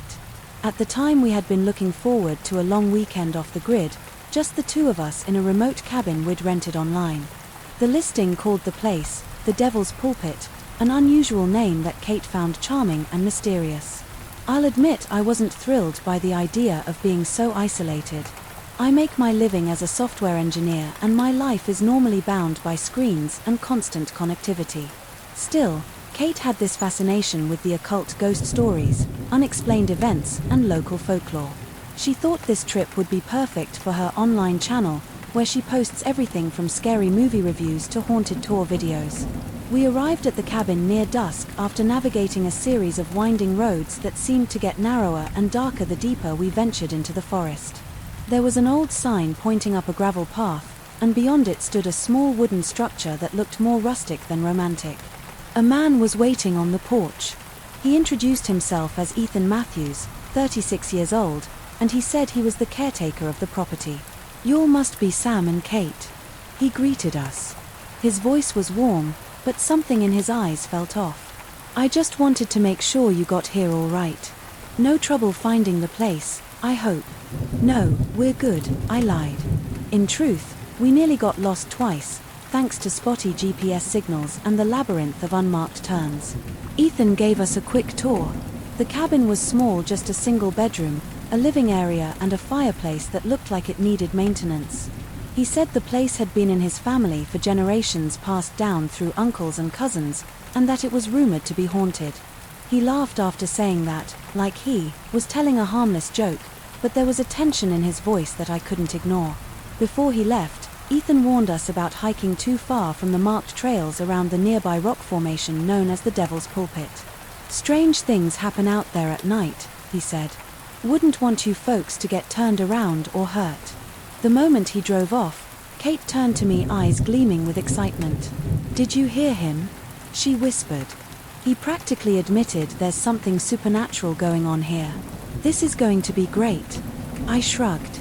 "He's probably just trying to set the mood for tourists. Let's get settled in." We brought our bags. Inside, the cabin was dusty and the old wooden boards creaked with every step. A single kerosene lamp flickered on a table in the corner, and the windows looked out onto pitch darkness.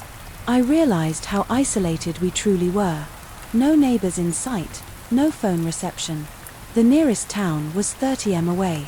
That night we heated up some canned soup on the tiny gas stove.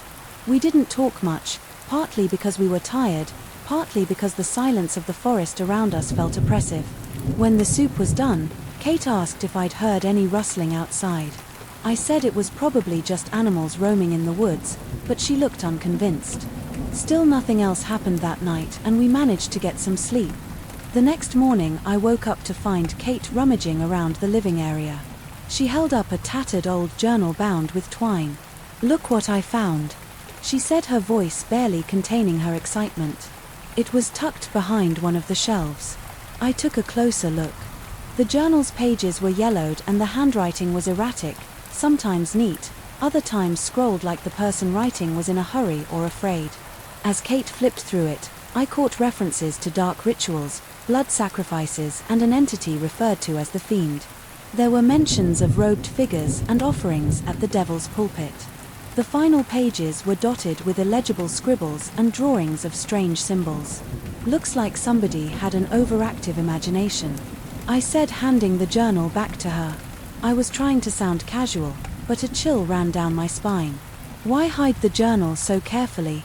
Later that day we went for a hike to check out the rock formation. The trees were tall, their branches interwoven so thickly that sunlight barely reached the forest floor. The path was overgrown, not well traveled. After about half a mile we found claw marks on a tree trunk, deep gouges that didn't look like anything a small animal could make. "Do you think it's a bear?" Kate asked. "I don't know. Maybe, I replied, not wanting to alarm her. Truthfully, I had no idea. The claw marks were too precise, too deliberate. We pushed on until we reached a clearing.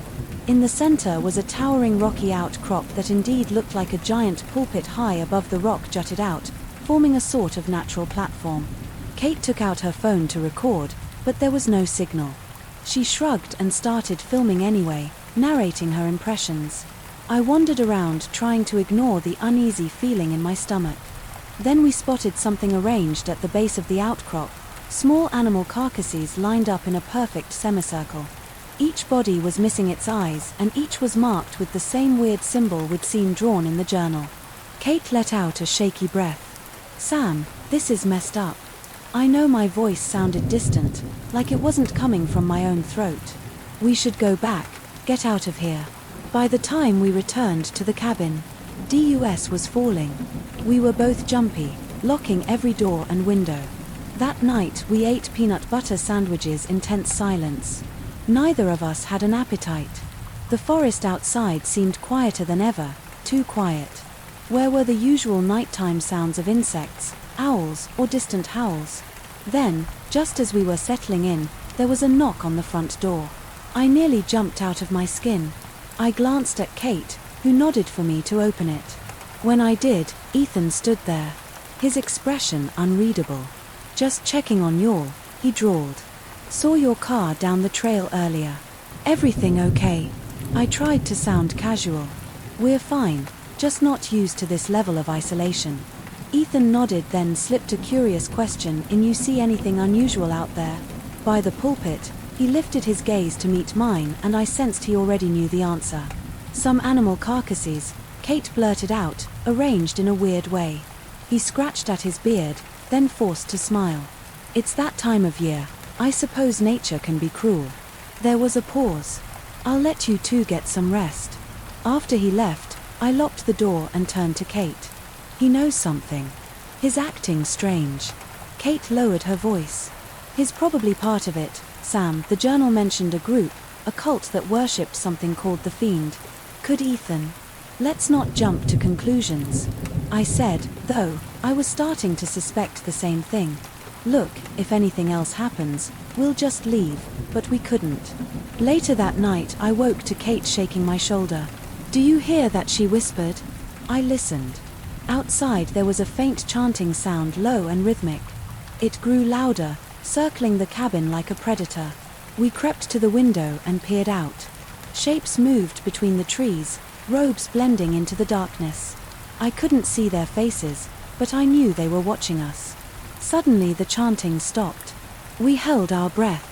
Silence pressed in from all sides, and for a moment I thought maybe they'd left. Then there was a bang on the side of the cabin.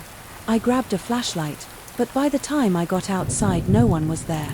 We found footprints, dozens of them leading in all directions before they vanished into the deeper forest. "That's it," I told Kate. Heart hammering, "We're leaving first thing tomorrow." When dawn broke, we discovered our food supplies destroyed. The cans had been slashed open, the bread torn to pieces. Even our bottled water containers had been punctured. Someone or something wanted to make sure we'd have a hard time surviving. In my frustration boiled over, and I accused Kate of staging the entire thing for her channel, trying to create content.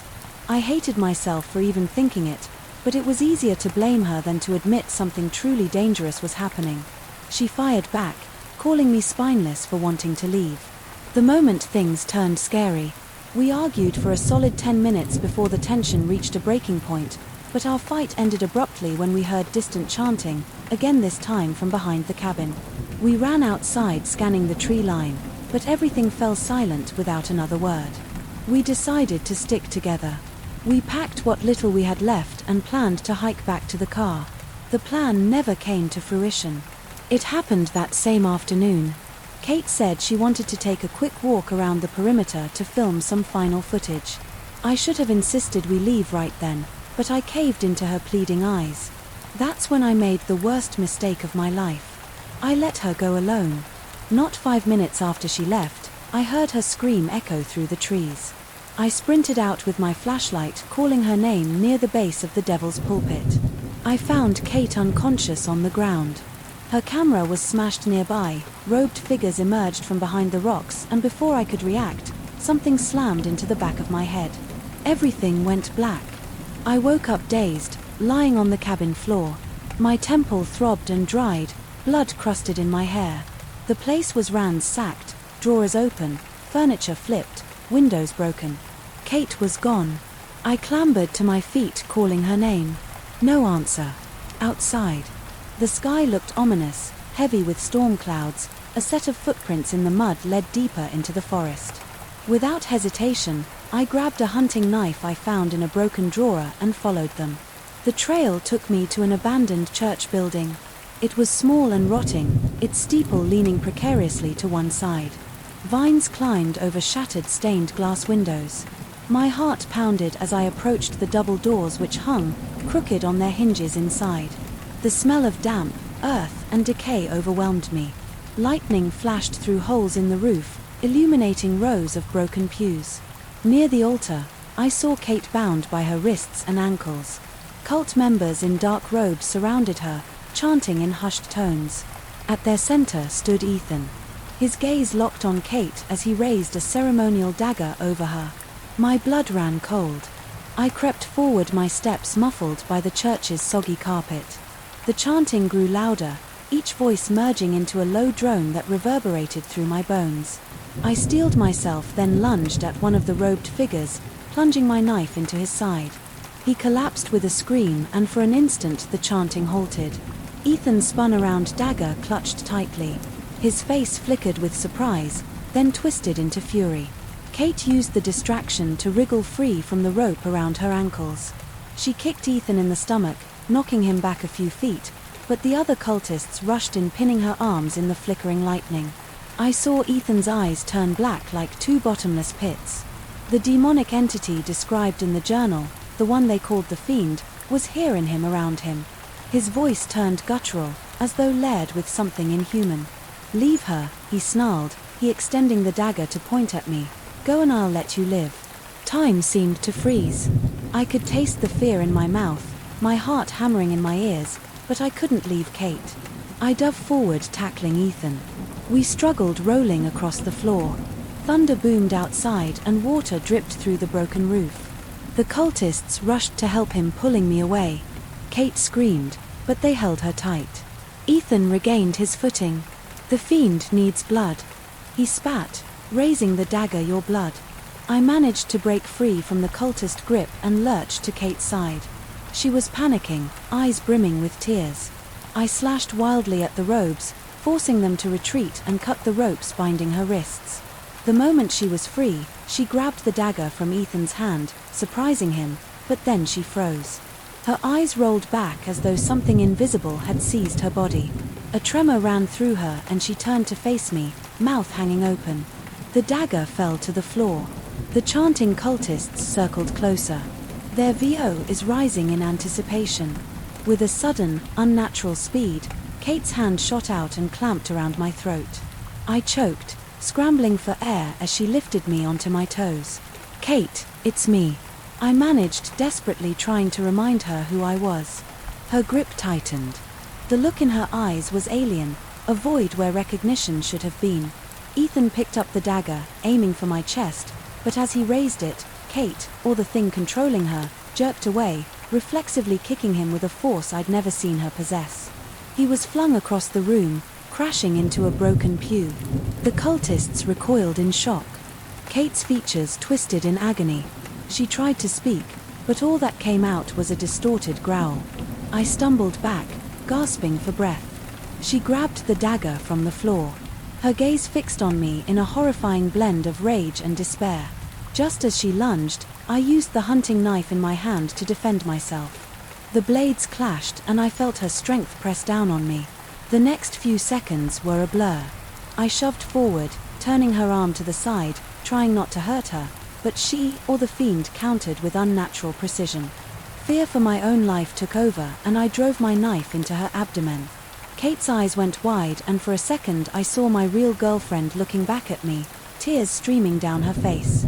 The blackness in her gaze receded, replaced by shock. Then she collapsed. Ethan, injured but still alive, crawled toward us. A rasping gurgle escaped him as he tried to complete some final chant. Lightning illuminated his face, and I watched in horror as the fiend seemed to shift its focus from Kate to him. His body convulsed, twisted, and then something like a dark shadow enveloped him. He screamed a sound that couldn't have been human, before going deathly silent. One by one, the other cultists dropped to their knees, crying out in terror. In that moment, the fiend turned on them as if unleashed. It ravaged them from the inside, leaving them rising on the floor. I didn't dare linger. I scooped Kate into my arms, stumbling out of the church as the storm raged. She was barely conscious, blood seeping through her clothes. I managed to carry her back toward the cabin, but halfway there she stopped breathing. I tried CPR, screaming her name, but her eyes remained closed. A strange hush fell across the forest, and I realized I had lost her. I don't remember much about the next few hours. Just fragments me staggering through the dark woods, finding a lonely road, waving down a passing truck. The driver, a local man, took one look at me, blooded and incoherent, and hurried me to the nearest hospital. But it was too late for Kate. She was gone. The authorities were called, and I told them what had happened. They went to investigate, but the official statement read like a sanitized version of events, an unknown group performing criminal activities. No substantial evidence of a cult animal remains consistent with local wildlife. They listed Kate as a missing person, not dead. Despite my testimony, everything else was categorized as an unverified account. Later I learned that federal agents or some higher-up branch of law enforcement had taken over the investigation. They cordoned off the church and the surrounding forest, citing unstable terrain. They removed the journal I'd found in the cabin. A few weeks after my hospital release, I tried to drive back to that area, but the main roads were blocked and I was threatened with trespassing charges if I didn't leave. In the end, all I have is my story, the grief of losing Kate and a deep scar across my chest from that final struggle. In the church, every night I hear echoes of the chanting in my dreams. I see Kate's eyes the moment she came back to herself, and it tears me apart that I couldn't save her. People keep telling me to move on to find closure. But how can I? The cabin is still there, hidden away in the Daniel Boone National Forest. The rock formation called the Devil's Pulpit stands silent, holding secrets that should never be unearthed, and somewhere the fiend might still lurk, waiting for the next traveler with just enough curiosity and just enough darkness to let it in story for. My name is Derek Evans, and I'm 31 years old. This happened in Red River Gorge, Kentucky, a few months ago when I decided I needed a break from the corporate rat race and thought I'd test my survival skills out in the wilderness. I'm not sure if I'll ever truly escape what I saw out there. I drove down on a Friday morning, feeling the city melt away with every mile I put behind me. The plan was simple: find a remote spot in the gorge, set up camp, spend a few days hiking and learning some primitive survival techniques. I brought along my Australian shepherd, Rusty.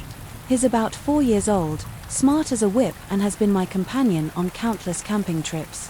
I trusted him more than I trusted my own instincts. Sometimes from the start things went a bit sideways. My GPS started acting up an hour before I reached my intended trailhead, first flickering, then losing signal altogether. I wasn't worried at first. I had studied maps of Red River Gorge extensively, memorized several routes, but I quickly found out that my memory wasn't as perfect as I thought.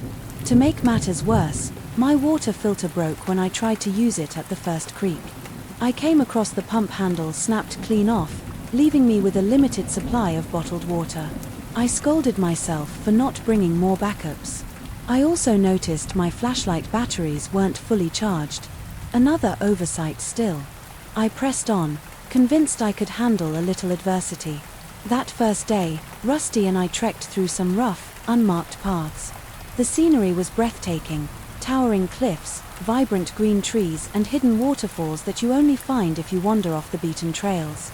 I found a secluded clearing beneath a towering rock face. It looked perfect for setting up camp: relatively flat ground, a small fire ring left by some previous visitor, and even a cluster of tall pines for shade. Late that afternoon, while gathering firewood, I stumbled on an abandoned campsite about 100 yards from my own. A torn tent lay collapsed. Its poles snapped, pots and pans were scattered around, some bent as if they'd been struck violently. Worst of all were the dark stains on the torn fabric, a deep brownish red that made my stomach tighten. At first I wanted to chalk it up to a bear attack, but the more I looked at the shredded material, the more it resembled claw marks too large and too linear to be a bear's. Something didn't add up. I hurried back to my own site, feeling uneasy but trying to keep calm. Rusty sensed my anxiety and stuck close to me that night.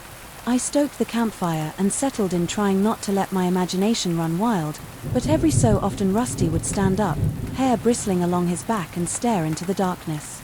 Beyond the firelight, the woods felt unnaturally still, as though every living thing had decided to hold its breath. Eventually, I fell into a fitful sleep. Sometime during the night, Rusty let out a low growl that pulled me awake. My heart hammered against my chest as I listened. Twigs snapped just beyond my field of vision. My flashlight flickered when I turned it on, but I managed to scan the tree line. I caught a brief glimpse of something that made my blood run cold, a tall gaunt figure with eyes reflecting the firelight. It was gone. Almost as soon as I saw it melting into the darkness without a sound, I stayed up the rest of the night, clutching my dull hunting knife, mind racing with possibilities.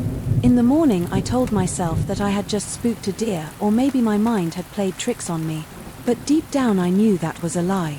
The next day I decided to explore a different direction, to find a safer route back toward a more familiar trail system. Yet something strange happened.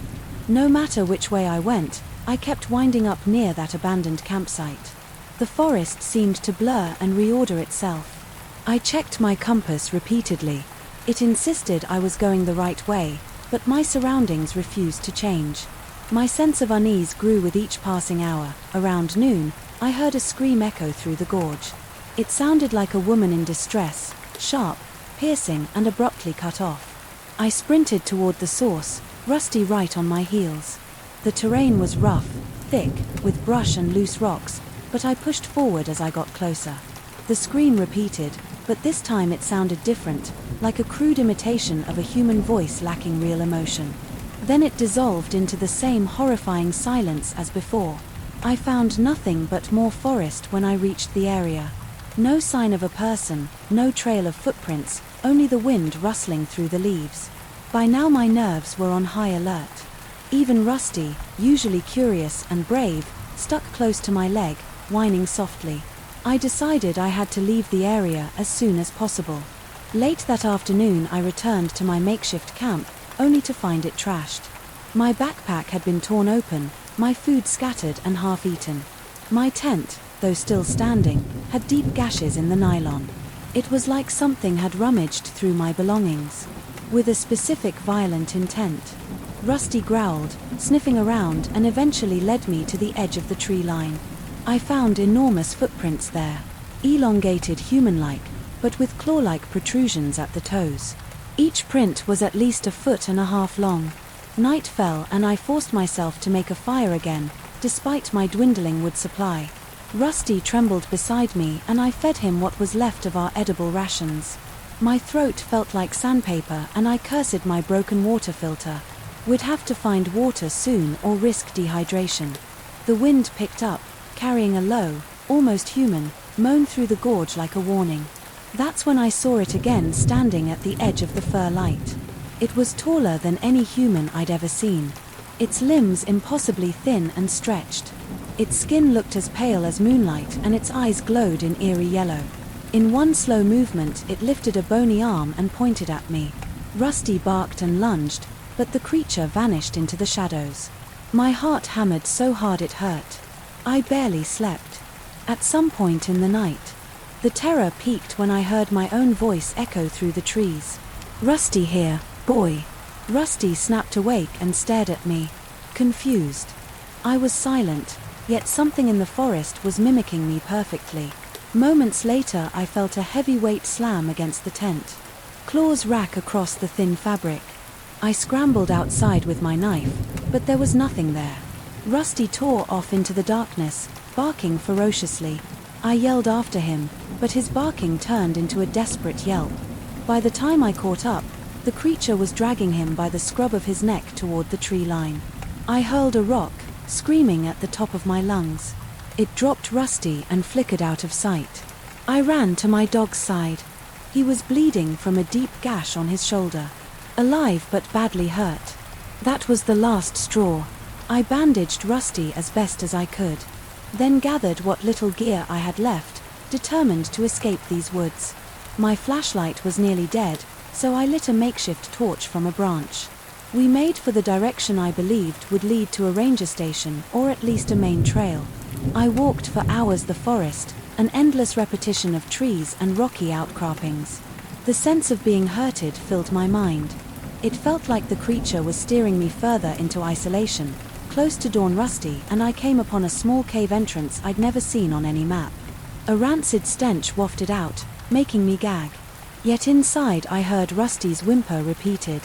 In that same distorted, mocking way, my heart pounded.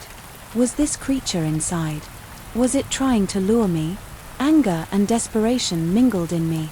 I had no choice but to investigate, hoping I could either face the thing or find some route that led back to a familiar part of the gorge.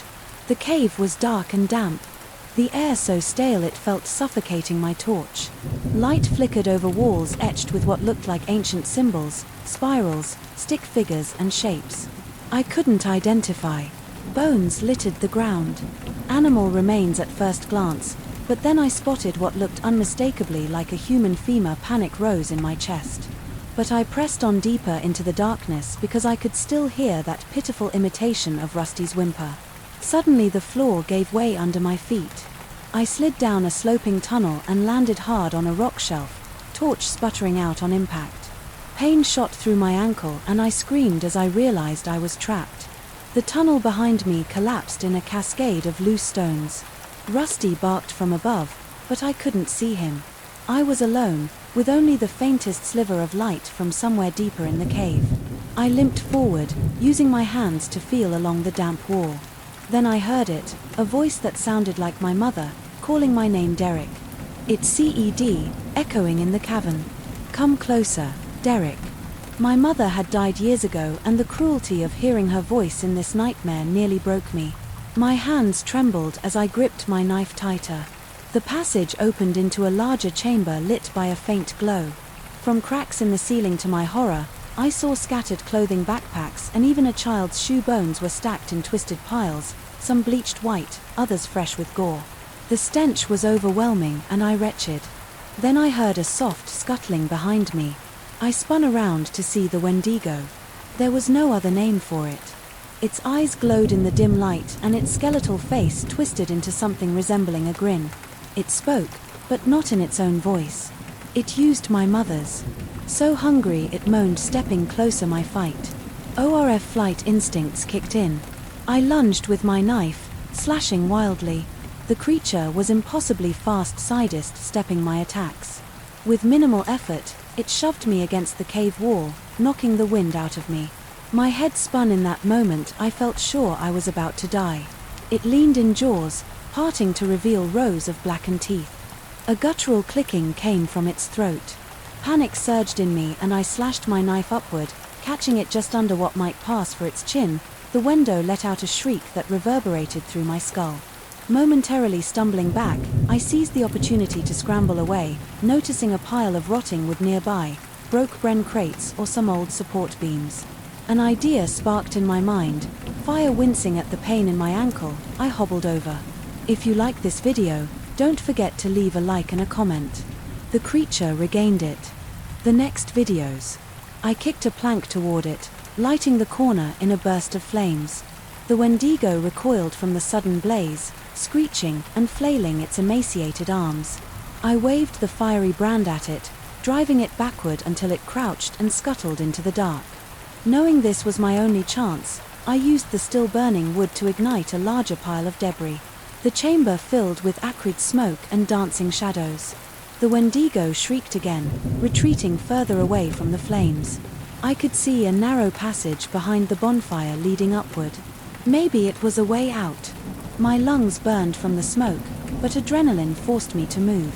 I limped through the passage, crawling over loose rocks and debris. With each step the Wendigo's echoing cries receded. Eventually, I saw a faint light filtering in from above.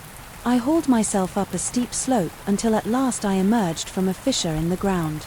Into the early morning sunlight, I collapsed onto damp grass, gasping for fresh air. Rusty bounded toward me from behind a cluster of bushes, limping, but a live relief swept through me like a warm wave. I held him close, tears stinging my eyes. We stumbled through the forest for what felt like an eternity. My ankle throbbed and I was weak from hunger, thirst, and sheer terror. At some point I heard voices, 2 park rangers out searching for a missing hiker. They found me staggering across a shallow creek covered in dirt and blood, half delirious. Initially they were concerned and tried to keep me calm, but when I babbled about a gaunt monster living in the caves, they exchanged looks that told me they didn't believe a word. They took me to a ranger station where a medic patched me up and examined Rusty's wounds. The rangers asked me routine questions about how I'd gotten lost, if I'd seen anything suspicious. I did my best to explain, though I probably sounded unhinged. One ranger said it was likely a bear or a cougar. Another suggested I might have ingested contaminated water, causing hallucinations within an hour. A group of Siriusvik as FBI credentials my gear. What little I managed to keep was confiscated. One agent told me it was part of an ongoing investigation. I tried to argue that I had a right to my own property, especially my phone, with the few pictures I'd taken, but they shut me down. In the following days, I was questioned repeatedly. Each time I mentioned the creature, the agents redirected or ignored the topic. They kept focusing on how I'd managed to survive in the cave or if I'd seen any other persons of interest. Their lines of questioning made no sense. The rangers, once friendly, became tight-lipped and distant. One quietly told me to stop talking if I knew what was good for me. As soon as my ankle was stable enough, I left Red River Gorge with Rusty. I never read my phone, camera, or any other belongings. The official story released to the local news was that I'd become lost, disoriented, and that there was no evidence to support an animal attack. The missing hikers, like the one whose abandoned campsite I'd discovered, were attributed to random misfortune, nothing more. Back home I tried to move on, but nightmares plagued me. In those dreams I'd see the Wendigo's glowing eyes, hear the voices of Stoll to torment me. Rusty too seemed on edge. He'd bark at empty corners, especially at night, as if sensing something. Then, about a week after I got back, I found claw marks on my front door, long deep gouges that hadn't been there before. The next morning, Rusty refused to go outside until I coaxed him out, and even then he growled at the tree line as though something stood there watching. I don't sleep with well anymore. I check my doors and windows half a dozen times each night. Every gust of wind or snap of a twig outside sets my heart racing. I can't shake the feeling that the Wendo might still be hunting me, that I didn't truly escape. And worse, I have no proof of what I saw, only the scars on my ankle, the faint marks on Rusty, and the memories that still wake me in a cold sweat. I wish I could just believe it was a hallucination, that I made it all up in a moment of panic. But the nightmares are too vivid, the scars too real, and when the wind howls late at night it sometimes sounds like my own voice echoing back at me through the darkness. I dread the day it calls Rusty's name again, or worse, calls mine. So I write this down as a warning to anyone who thinks Red River Gorge is just a scenic spot for a casual hike. There's something in those woods, something the authority don't want to admit exists. Whether it's folklore or nightmare made flesh, I can't say. All I know is that I came face to face with it and I barely survived. If you ever find yourself in the remote corners of that place and you hear your own voice echoing among the trees, don't follow it. Run, because once you catch sight of those glowing eyes it might already be too late. Story 5. My name is Hannah Caldwell and I was 27 years old when my life changed forever in the Red River Gorge of Kentucky. I never used to believe in curses, witches, or the supernatural, but after what happened I don't know what to believe anymore. I'm sharing this because I need someone to understand, because I barely can. It all started as a weekend camping trip I organized. My best friend Ellie Parker had just turned 28 and we wanted a break from our lives in Louisville. Ellie brought along her boyfriend, Lucas Harris, who was in his early 30s, and she insisted that her younger sister, Mara Parker, tag along too. Mara was only 25, quiet and prone to what Ellie called weird vibes, but I liked her well enough. We arrived on a Friday afternoon. The drive through rural Kentucky scenic but uneventful. The last gas station before we hit the gorge was rustic, more of a converted shack than an actual store. I remember that old clerk. He stared at us a moment too long, then said, "You'll best stick to the main trails. You don't want to be messing with the old ways." Ellie just laughed it off, made a show of rolling her eyes and left with a bag of cheap snacks. Mara looked uneasy, but that was nothing new. We set up a camp on the far edge of the Red River Gorge, away from the usual tourists. Ellie was determined to find an authentic experience. As she put it, the spot was breathtaking, a small clearing ringed by towering cliffs, with tall pines swaying overhead.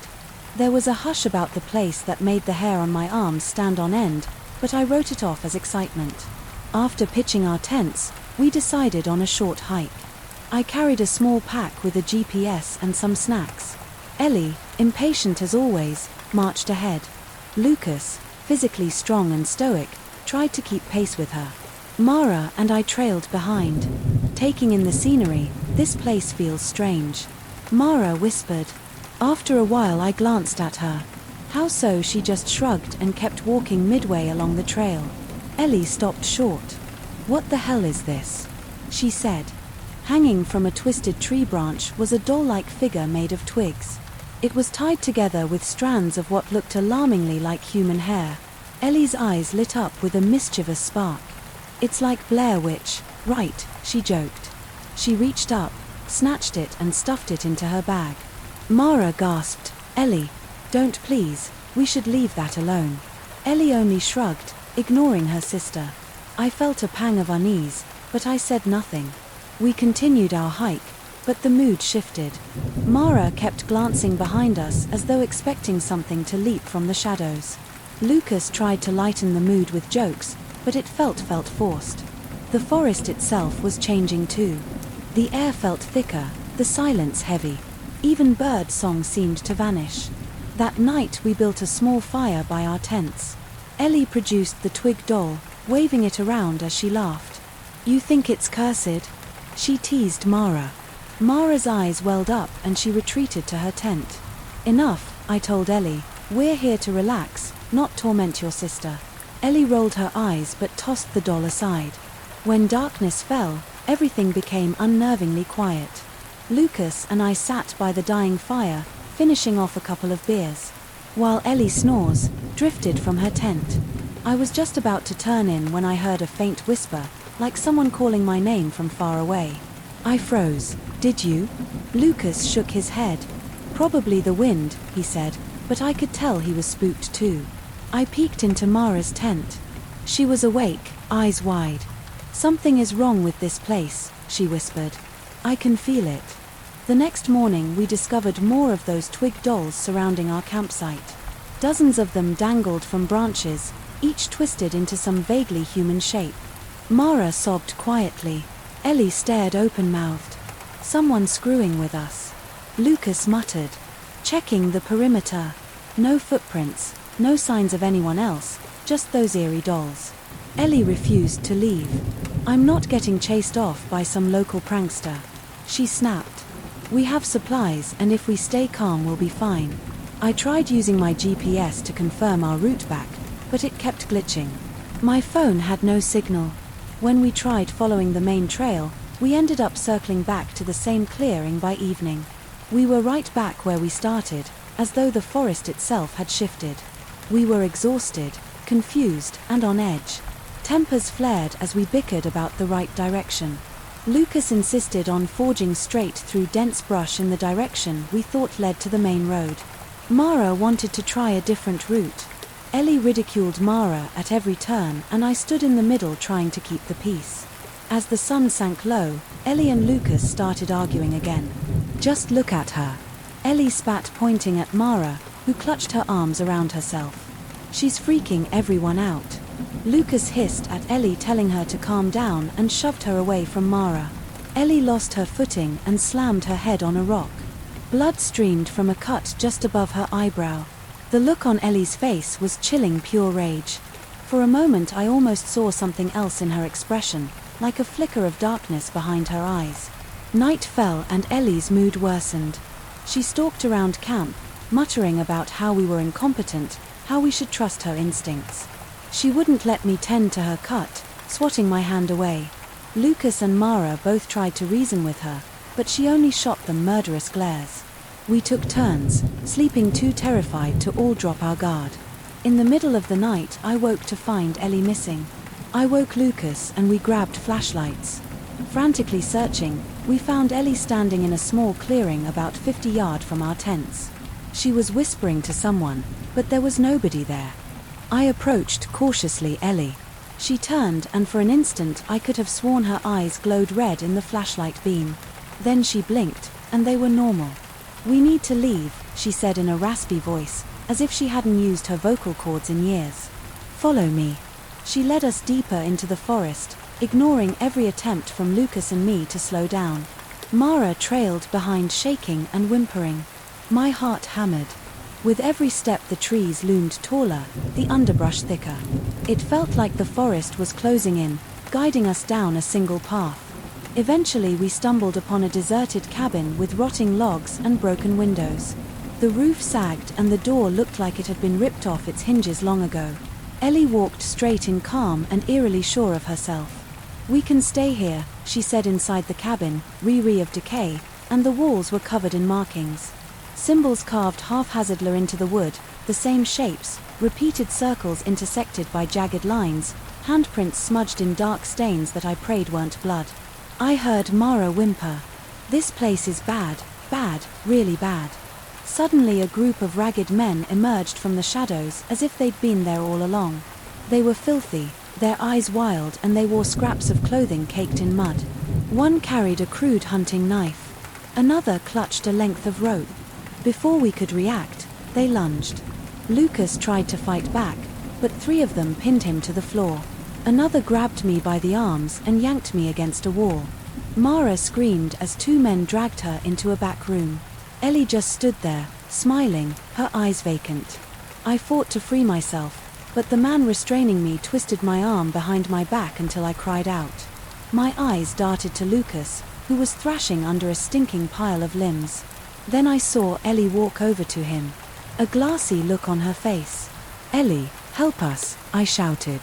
She blinked slowly, then reached into her bag and pulled out the twig doll. She whispered something I couldn't understand. Her voice sounded layered, like someone else was speaking through her. One of the men hissed, "She belongs to the Dark Weaver." Now.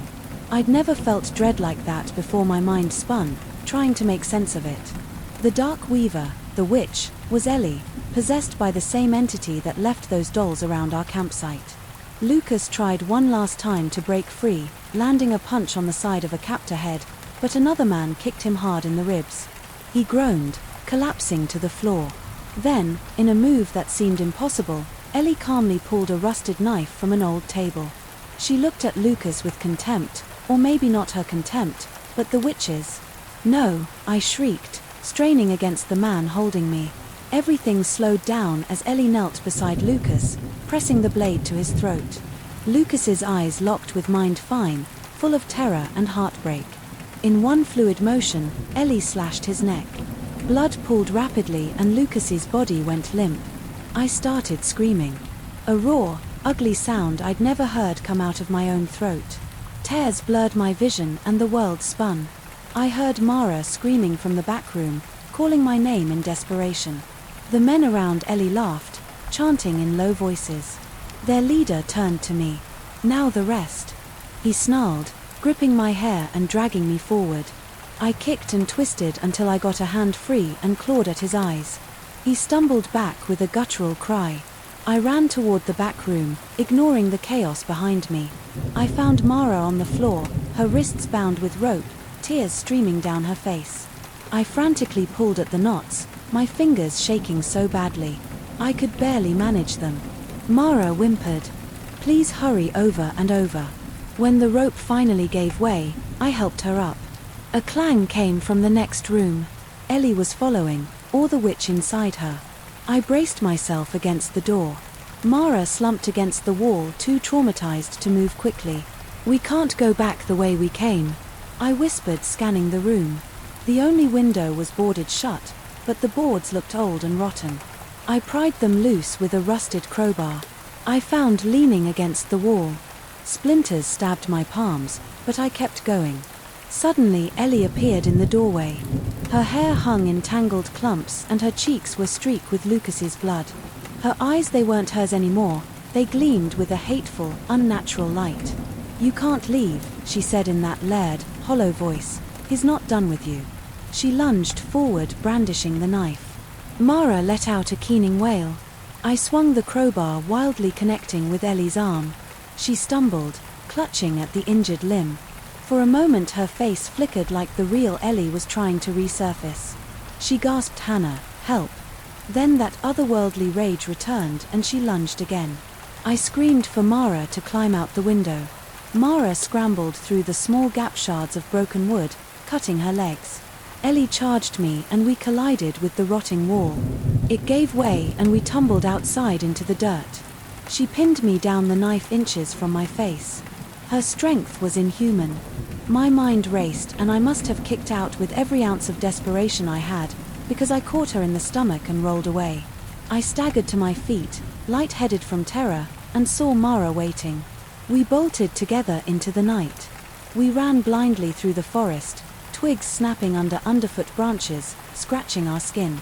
Behind us, I heard frenzied shouting and that awful chanting. Once a man's voice bellowed something about bringing them back. But we didn't stop. Every part of me screamed to keep going after what felt like an eternity. We found ourselves at a small dirt road. A pair of headlights appeared, forest rangers on patrol, also I thought. We flagged them down, half collapsing onto the gravel. Mara was sobbing uncontrollably and I was babbling about Ellie, Lucas, and men in the cabin. The rangers exchanged a look, then ushered us into the back of their truck, telling us we'd be safe. We should have been relieved, but something felt wrong. The rangers were too calm, too rehearsed in how they asked questions. "You said you saw a murder?" the older ranger asked. "That's a serious accusation." His tone suggested he didn't believe me. I felt my anger flare. "He's dead, Lucas is dead, and Ellie, she's possessed, or something." My voice broke. Mara clutched my arm, trembling. We got to a small outpost near the main road. A pair of men in suits were already there, standing by a black SUV. They had the look of federal agents. Their ID badges flashed for a moment, but I couldn't make out details in the dim light. They told us they were with the FBI investigating hiker disappearances. One of them led Mara to a separate room, insisting she needed medical attention. I tried to follow, but he blocked my way. "We need your statement," he said, guiding me in the opposite direction. I sat in a cramped office still covered in dirt and blood. The second agent questioned me in a hushed tone. He asked for every detail from the moment we arrived at the gorge to the cabin.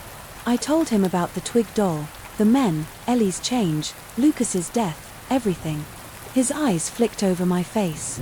Calm and cold, he wrote something down, then stepped out through the door. I heard him say, "Same story. We'll have to contain it, contain it."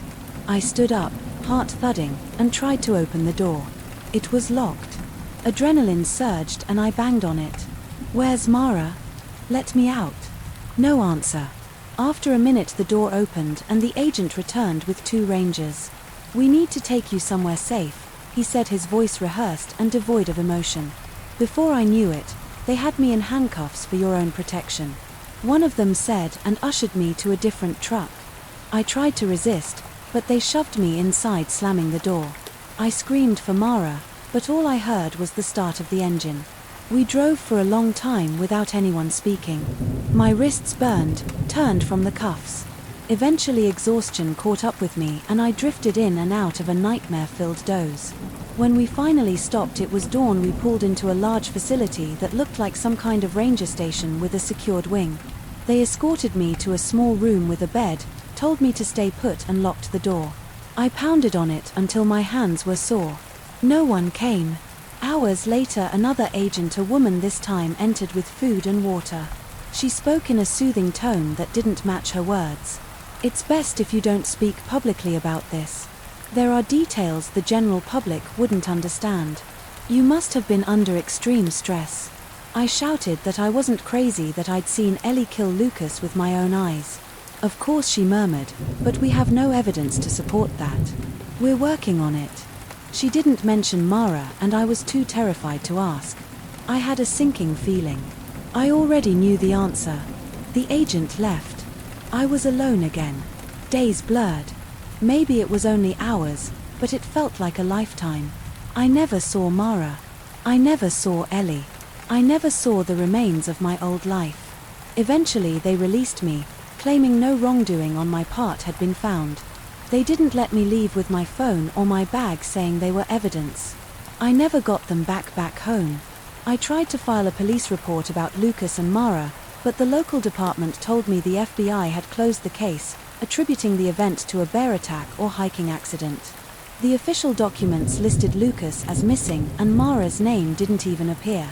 Every door slammed shut in my face when I asked for more information. The nightmares started immediately. I woke up drenched in sweat, hearing echoes of that chanting, reliving the moment Ellie's knife sliced Lucas's throat. Sometimes I saw the witch's eyes in the corner of my room. I forced myself to believe it was just trauma, but one evening, about a month after returning, I found something on my apartment doorstep, a twig doll tied with strands of dark hair, my hair. I threw it away, but that night I heard scratching at my window. I felt an overwhelming sense of being watched. All I could do was curl up on my bed trembling. I wish this story had a neat resolution. I wish I could tell you that I discovered the truth, that I saved Mara, or that Ellie somehow escaped the witch's control. But I don't know what happened to Mara, or even if she's alive. I don't know if Ellie's still out there wandering those dark woods possessed by whatever ancient horror we disturbed, and I don't know if those pharaoh men, worshippers of the Dark Weaver, still roam the forest waiting for new trespassers. All I know is that something evil lurks in Red River Gorge, an entity older than any of us, feeding off our fear and foolishness. The authorities know it too, and they're determined to keep it quiet, maybe to keep people safe, maybe to hide something bigger than we can imagine. As for me, I survive day to day, haunted by the memory of Lucas's desperate eyes and Mara's screams. Every so often I look over my shoulder at dusk, expecting to see a flicker of black hair, or hear that rasping voice calling me deeper into the trees. And each time I'm terrified I'll find it, because I have the awful suspicion that one day I won't just hear the witch. She'll come for me again, and next time I might not get away. Story 6. My name is Greg Harrison, and I'm 42 years old. This all happened a year ago during a weekend trip. My family and I took to a remote cabin near Mudlick Creek in Kentucky. My wife, Lisa, and I thought it would be a chance to reconnect with our teenage son, Ethan, who was 15 at the time. We wanted to escape the noise of the city, to break up our usual routines and, if I'm honest, fix the tension that had been brewing between Ethan and me for months. I remember how excited I was when we first planned the trip. I booked a tiny off-the-grid cabin I'd found listed online, no cell service, a generator that supposedly worked, and miles of thick forest separating us from any main road. Looking back, the isolation should have been a red flag, but I was determined to make things work. We drove from our home in Lexington early in the morning. It was cloudy and grey, threatening rain. On the way we stopped at a small gas station in a half-dead town. While I filled up the car, a local man approached me, moving with a noticeable limp. He looked about 60, but something in his eyes suggested he'd lived a rougher life than most. He glanced at my license plate, realized we were out-of-towners, and asked where we were headed. Mudlick Creek. I replied, forcing a polite smile. His face went pale. "You renting that old cabin out there?" he asked, eyes darting to my family in the car. I nodded. "Place is cursed." He muttered, "Folks, go out there, come back wrong or don't come back at all." Lisa waved from the passenger seat, probably wondering what was taking so long. The man just shook his head and limped back into the gas station. A knot settled in my gut, but I told myself it was just superstition, small town rumors intended to spook outsiders. We continued our drive, eventually turning onto a narrow dirt road that wound deep into the woods. Trees closed in on both sides, blocking out most of the sunlight. By the time we found the cabin, drizzle had turned into a steady rain. The structure looked weather-worn, cracked wooden planks, warped porch steps, and a generator that sputtered each time I tried to start it inside. The living area was cramped, the kitchen outdated, the walls smelled like damp rod. Still, Lisa tried to stay optimistic. She told Ethan and me that the trip could be fun if we all just made an effort. Ethan, arms crossed, only shrugged that. First evening we played board games by lantern light. The generator had failed after running for a couple of hours, leaving us in the dark. Every so often I glanced through the window, half expecting to see someone peering back. The local man's warning hovered at the edge of my thoughts, but all I saw was an endless wall of dripping pines. By the time we turned in for the night, the ion in the cabin seemed to match the storm outside. Lisa was tired and Ethan was his usual sullen self. I tried to reassure them both, but honestly I felt a pang of dread I couldn't explain. Sometime after midnight I woke up to a strange tapping on the cabin door. I froze listening. Tap, tap, tap. I slid from the bed, careful not to wake Lisa, and grabbed my flashlight. The door was locked, but I opened at a crack, nothing but darkness. I turned on the flashlight and swept the porch empty. The wooden boards were dotted with footprints, animal maybe, but smeared by the rain so I couldn't tell. I forced the door shut and locked it again, deciding not to tell Lisa or Ethan. No need to alarm them over nothing. The next day the three of us tried a short hike near Midlick Creek. Despite the muddy terrain, Ethan walked several paces behind, headphones on, ignoring me. Each time I tried to point out local flora or interesting rock formations, my frustration mounted, but Lisa squeezed my arm. A silent plea to keep calm. The creek's waters were high from the rain and I felt uneasy seeing how fast the current moved. We turned back when the wind picked up. That was when Ethan froze in his tracks and looked off into the woods. "Dad, did you hear that?" he whispered. I listened. There was a faint voice, almost like a woman's whisper, but I couldn't make out any words. It disappeared as quickly as it came. Ethan's face showed genuine fear, which surprised me. I usually only saw anger or sarcasm. We hurried back to the cabin, tension crackling like static in the air. Late that second night I shot awake to the sound of the door creaking. For a split second I thought someone was breaking in. I rushed from the bedroom only to find the door wide open and Lisa alone in bed. Ethan's spot was empty. A burst of panic slammed into me. I grabbed a flashlight and headed outside the cold mud, sucking at my boots. I shouted Ethan's name, no answer. After what felt like an eternity, I found him standing knee-deep in the creek, staring at the black water. He was soaked. His hair plastered to his forehead. He moved his lips soundlessly, almost chanting Ethan. I yelled. He didn't even flinch. I waded into the creek, adrenaline pumping. The water felt shockingly cold. I grabbed Ethan by the arms. His eyes were completely unfocused. Almost glazed over, he whispered something in a low, guttural tone, a language I'd never heard before. My heart hammered in my chest. I dragged him out of the water, half carrying him back to the cabin. Lisa stood on the porch, pale and trembling inside. I tried to warm him up. His eyes gradually returned to normal, but he seemed dazed. He claimed he didn't remember leaving the cabin, didn't even remember me pulling him from the creek. Lisa was shaking so badly I had to force her to sit down. "What's happening to him?" she asked. I could only shake my head, terrified of the possibility swirling in my mind. Sleep was impossible. After that I stayed up, flashlight in hand, staring at the cabin walls.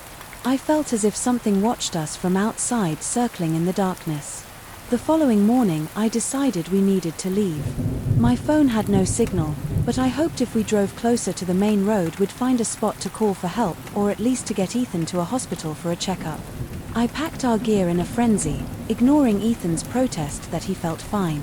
While hauling our bags to the car, I saw someone emerge from the woods, a tall, broad-shouldered man wearing a sheriff's uniform. He introduced himself as Sheriff Dean Rower. At first he appeared sympathetic, asking if we'd had any trouble. Relief coursed through me as I told him about Ethan's odd behavior, the footprints, the warnings from the locals. Sheriff Rower stroked his salt and pepper mustache thoughtfully. "Why don't we head inside and talk? He said I was in the area and saw your car. You folks look rattled." Lisa and I led him inside. Ethan sat on the couch, glaring at the sheriff but saying nothing. A bit of color had returned to his cheeks, though he still looked exhausted.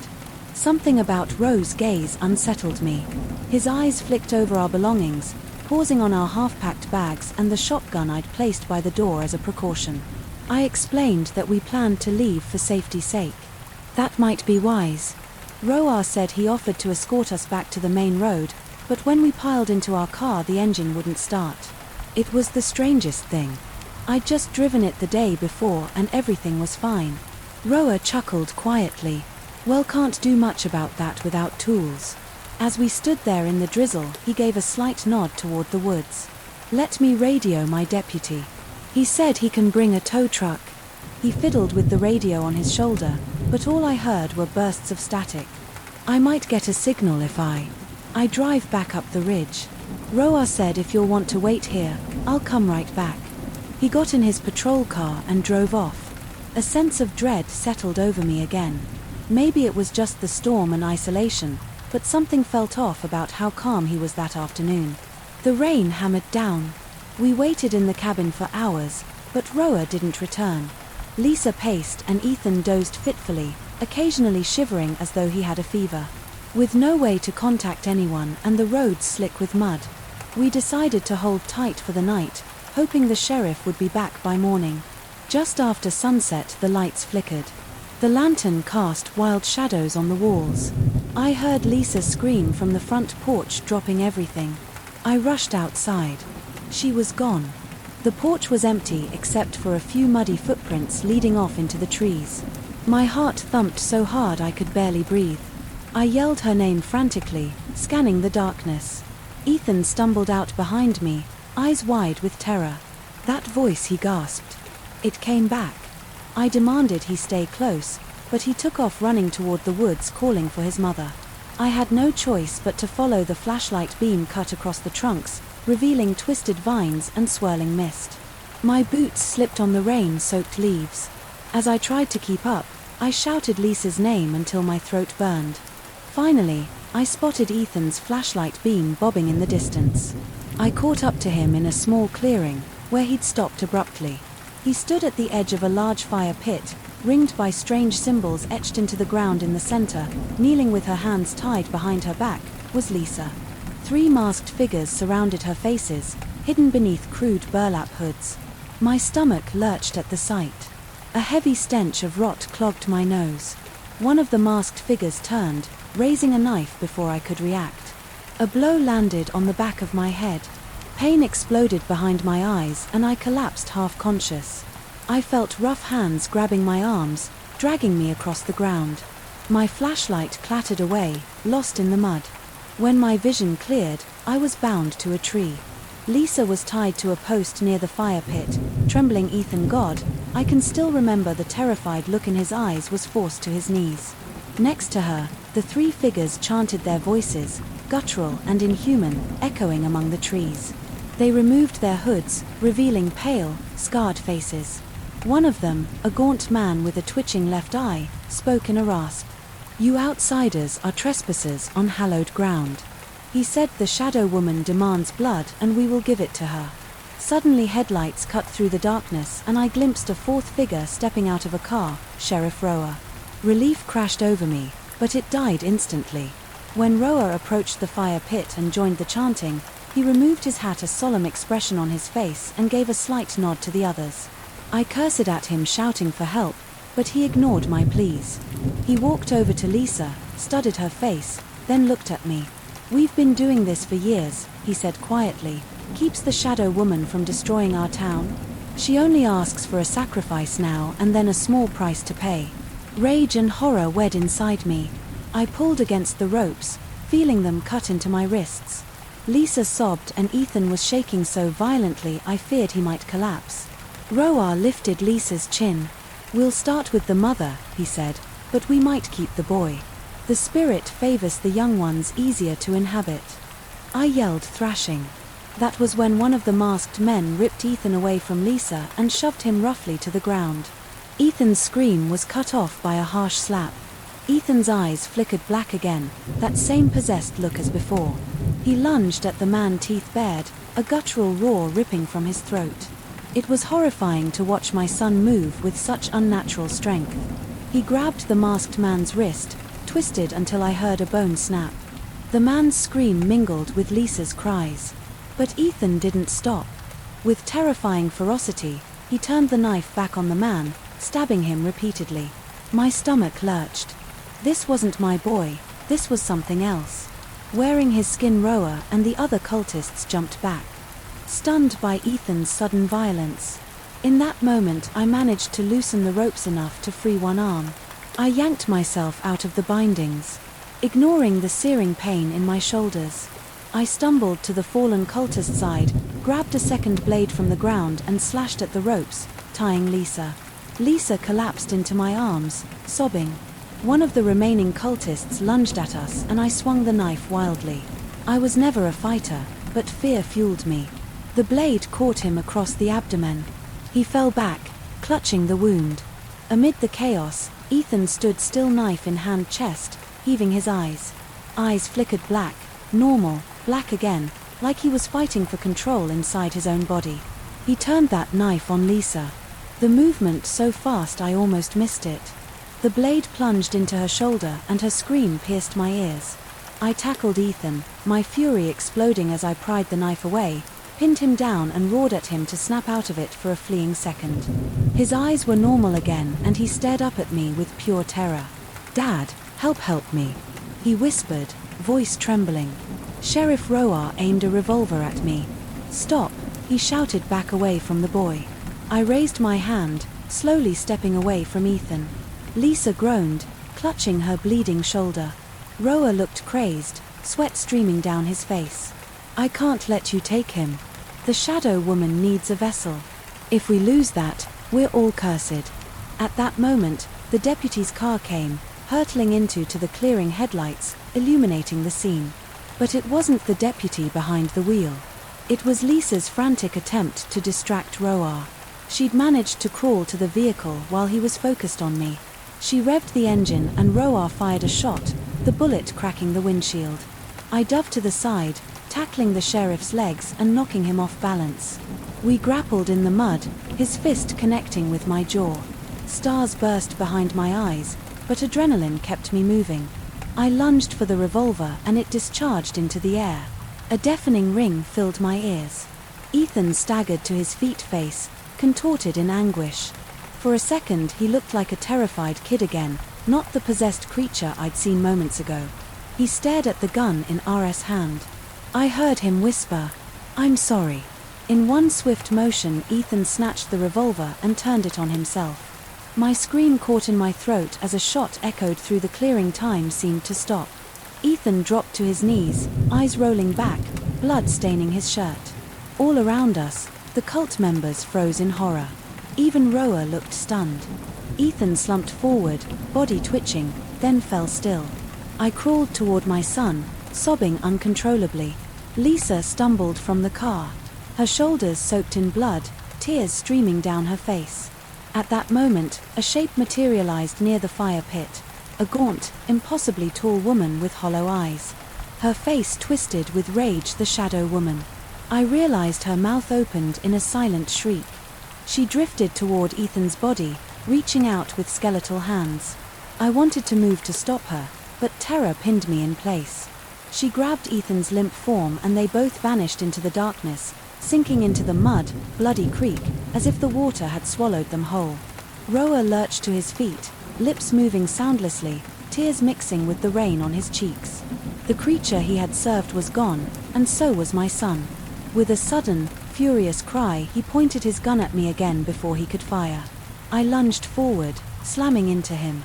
We wrestled for control of the weapon. It went off and Roar dropped heavily to the ground, blood seeping through his uniform. Lisa managed to drive the deputy's car back to the cabin. We didn't speak. We were both in shock, barely able to process the horror we just witnessed. It was almost morning when we finally reached the nearest hospital. Battered and delirious local authorities swarmed us with questions, too many questions.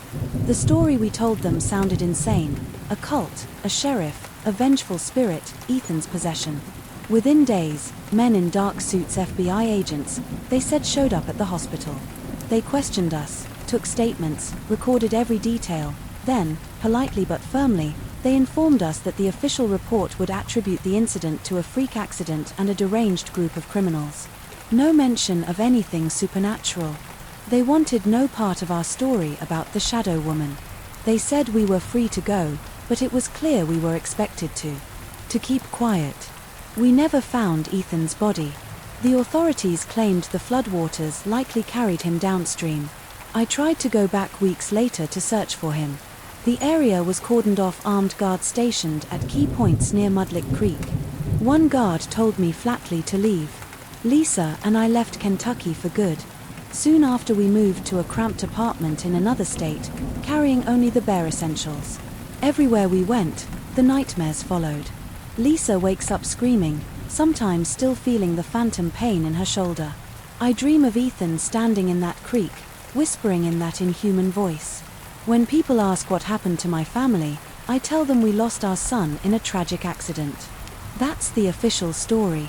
Anyway, the truth is too awful to share with anyone who hasn't seen what we've seen, hasn't heard that chanting in the woods, hasn't witnessed the reality of what lurks in those cursed places, but I know what happened out there. At Mudlick Creek, my son was possessed by something we'll never fully understand, and in his final moments he did the only thing he believed he could do to save us. He sacrificed himself. I tell you this only because I need someone somewhere to know the real story. I pray that no one else wanders into those cursed woods, that no other family suffers the same fate. But if you ever find yourself near Mudlick Creek, heed the warnings, turn around. Don't look back, because some places should remain untouched and some spirits should never be disturbed. If you liked this video, don't forget to leave a like and a comment. See you in the next videos.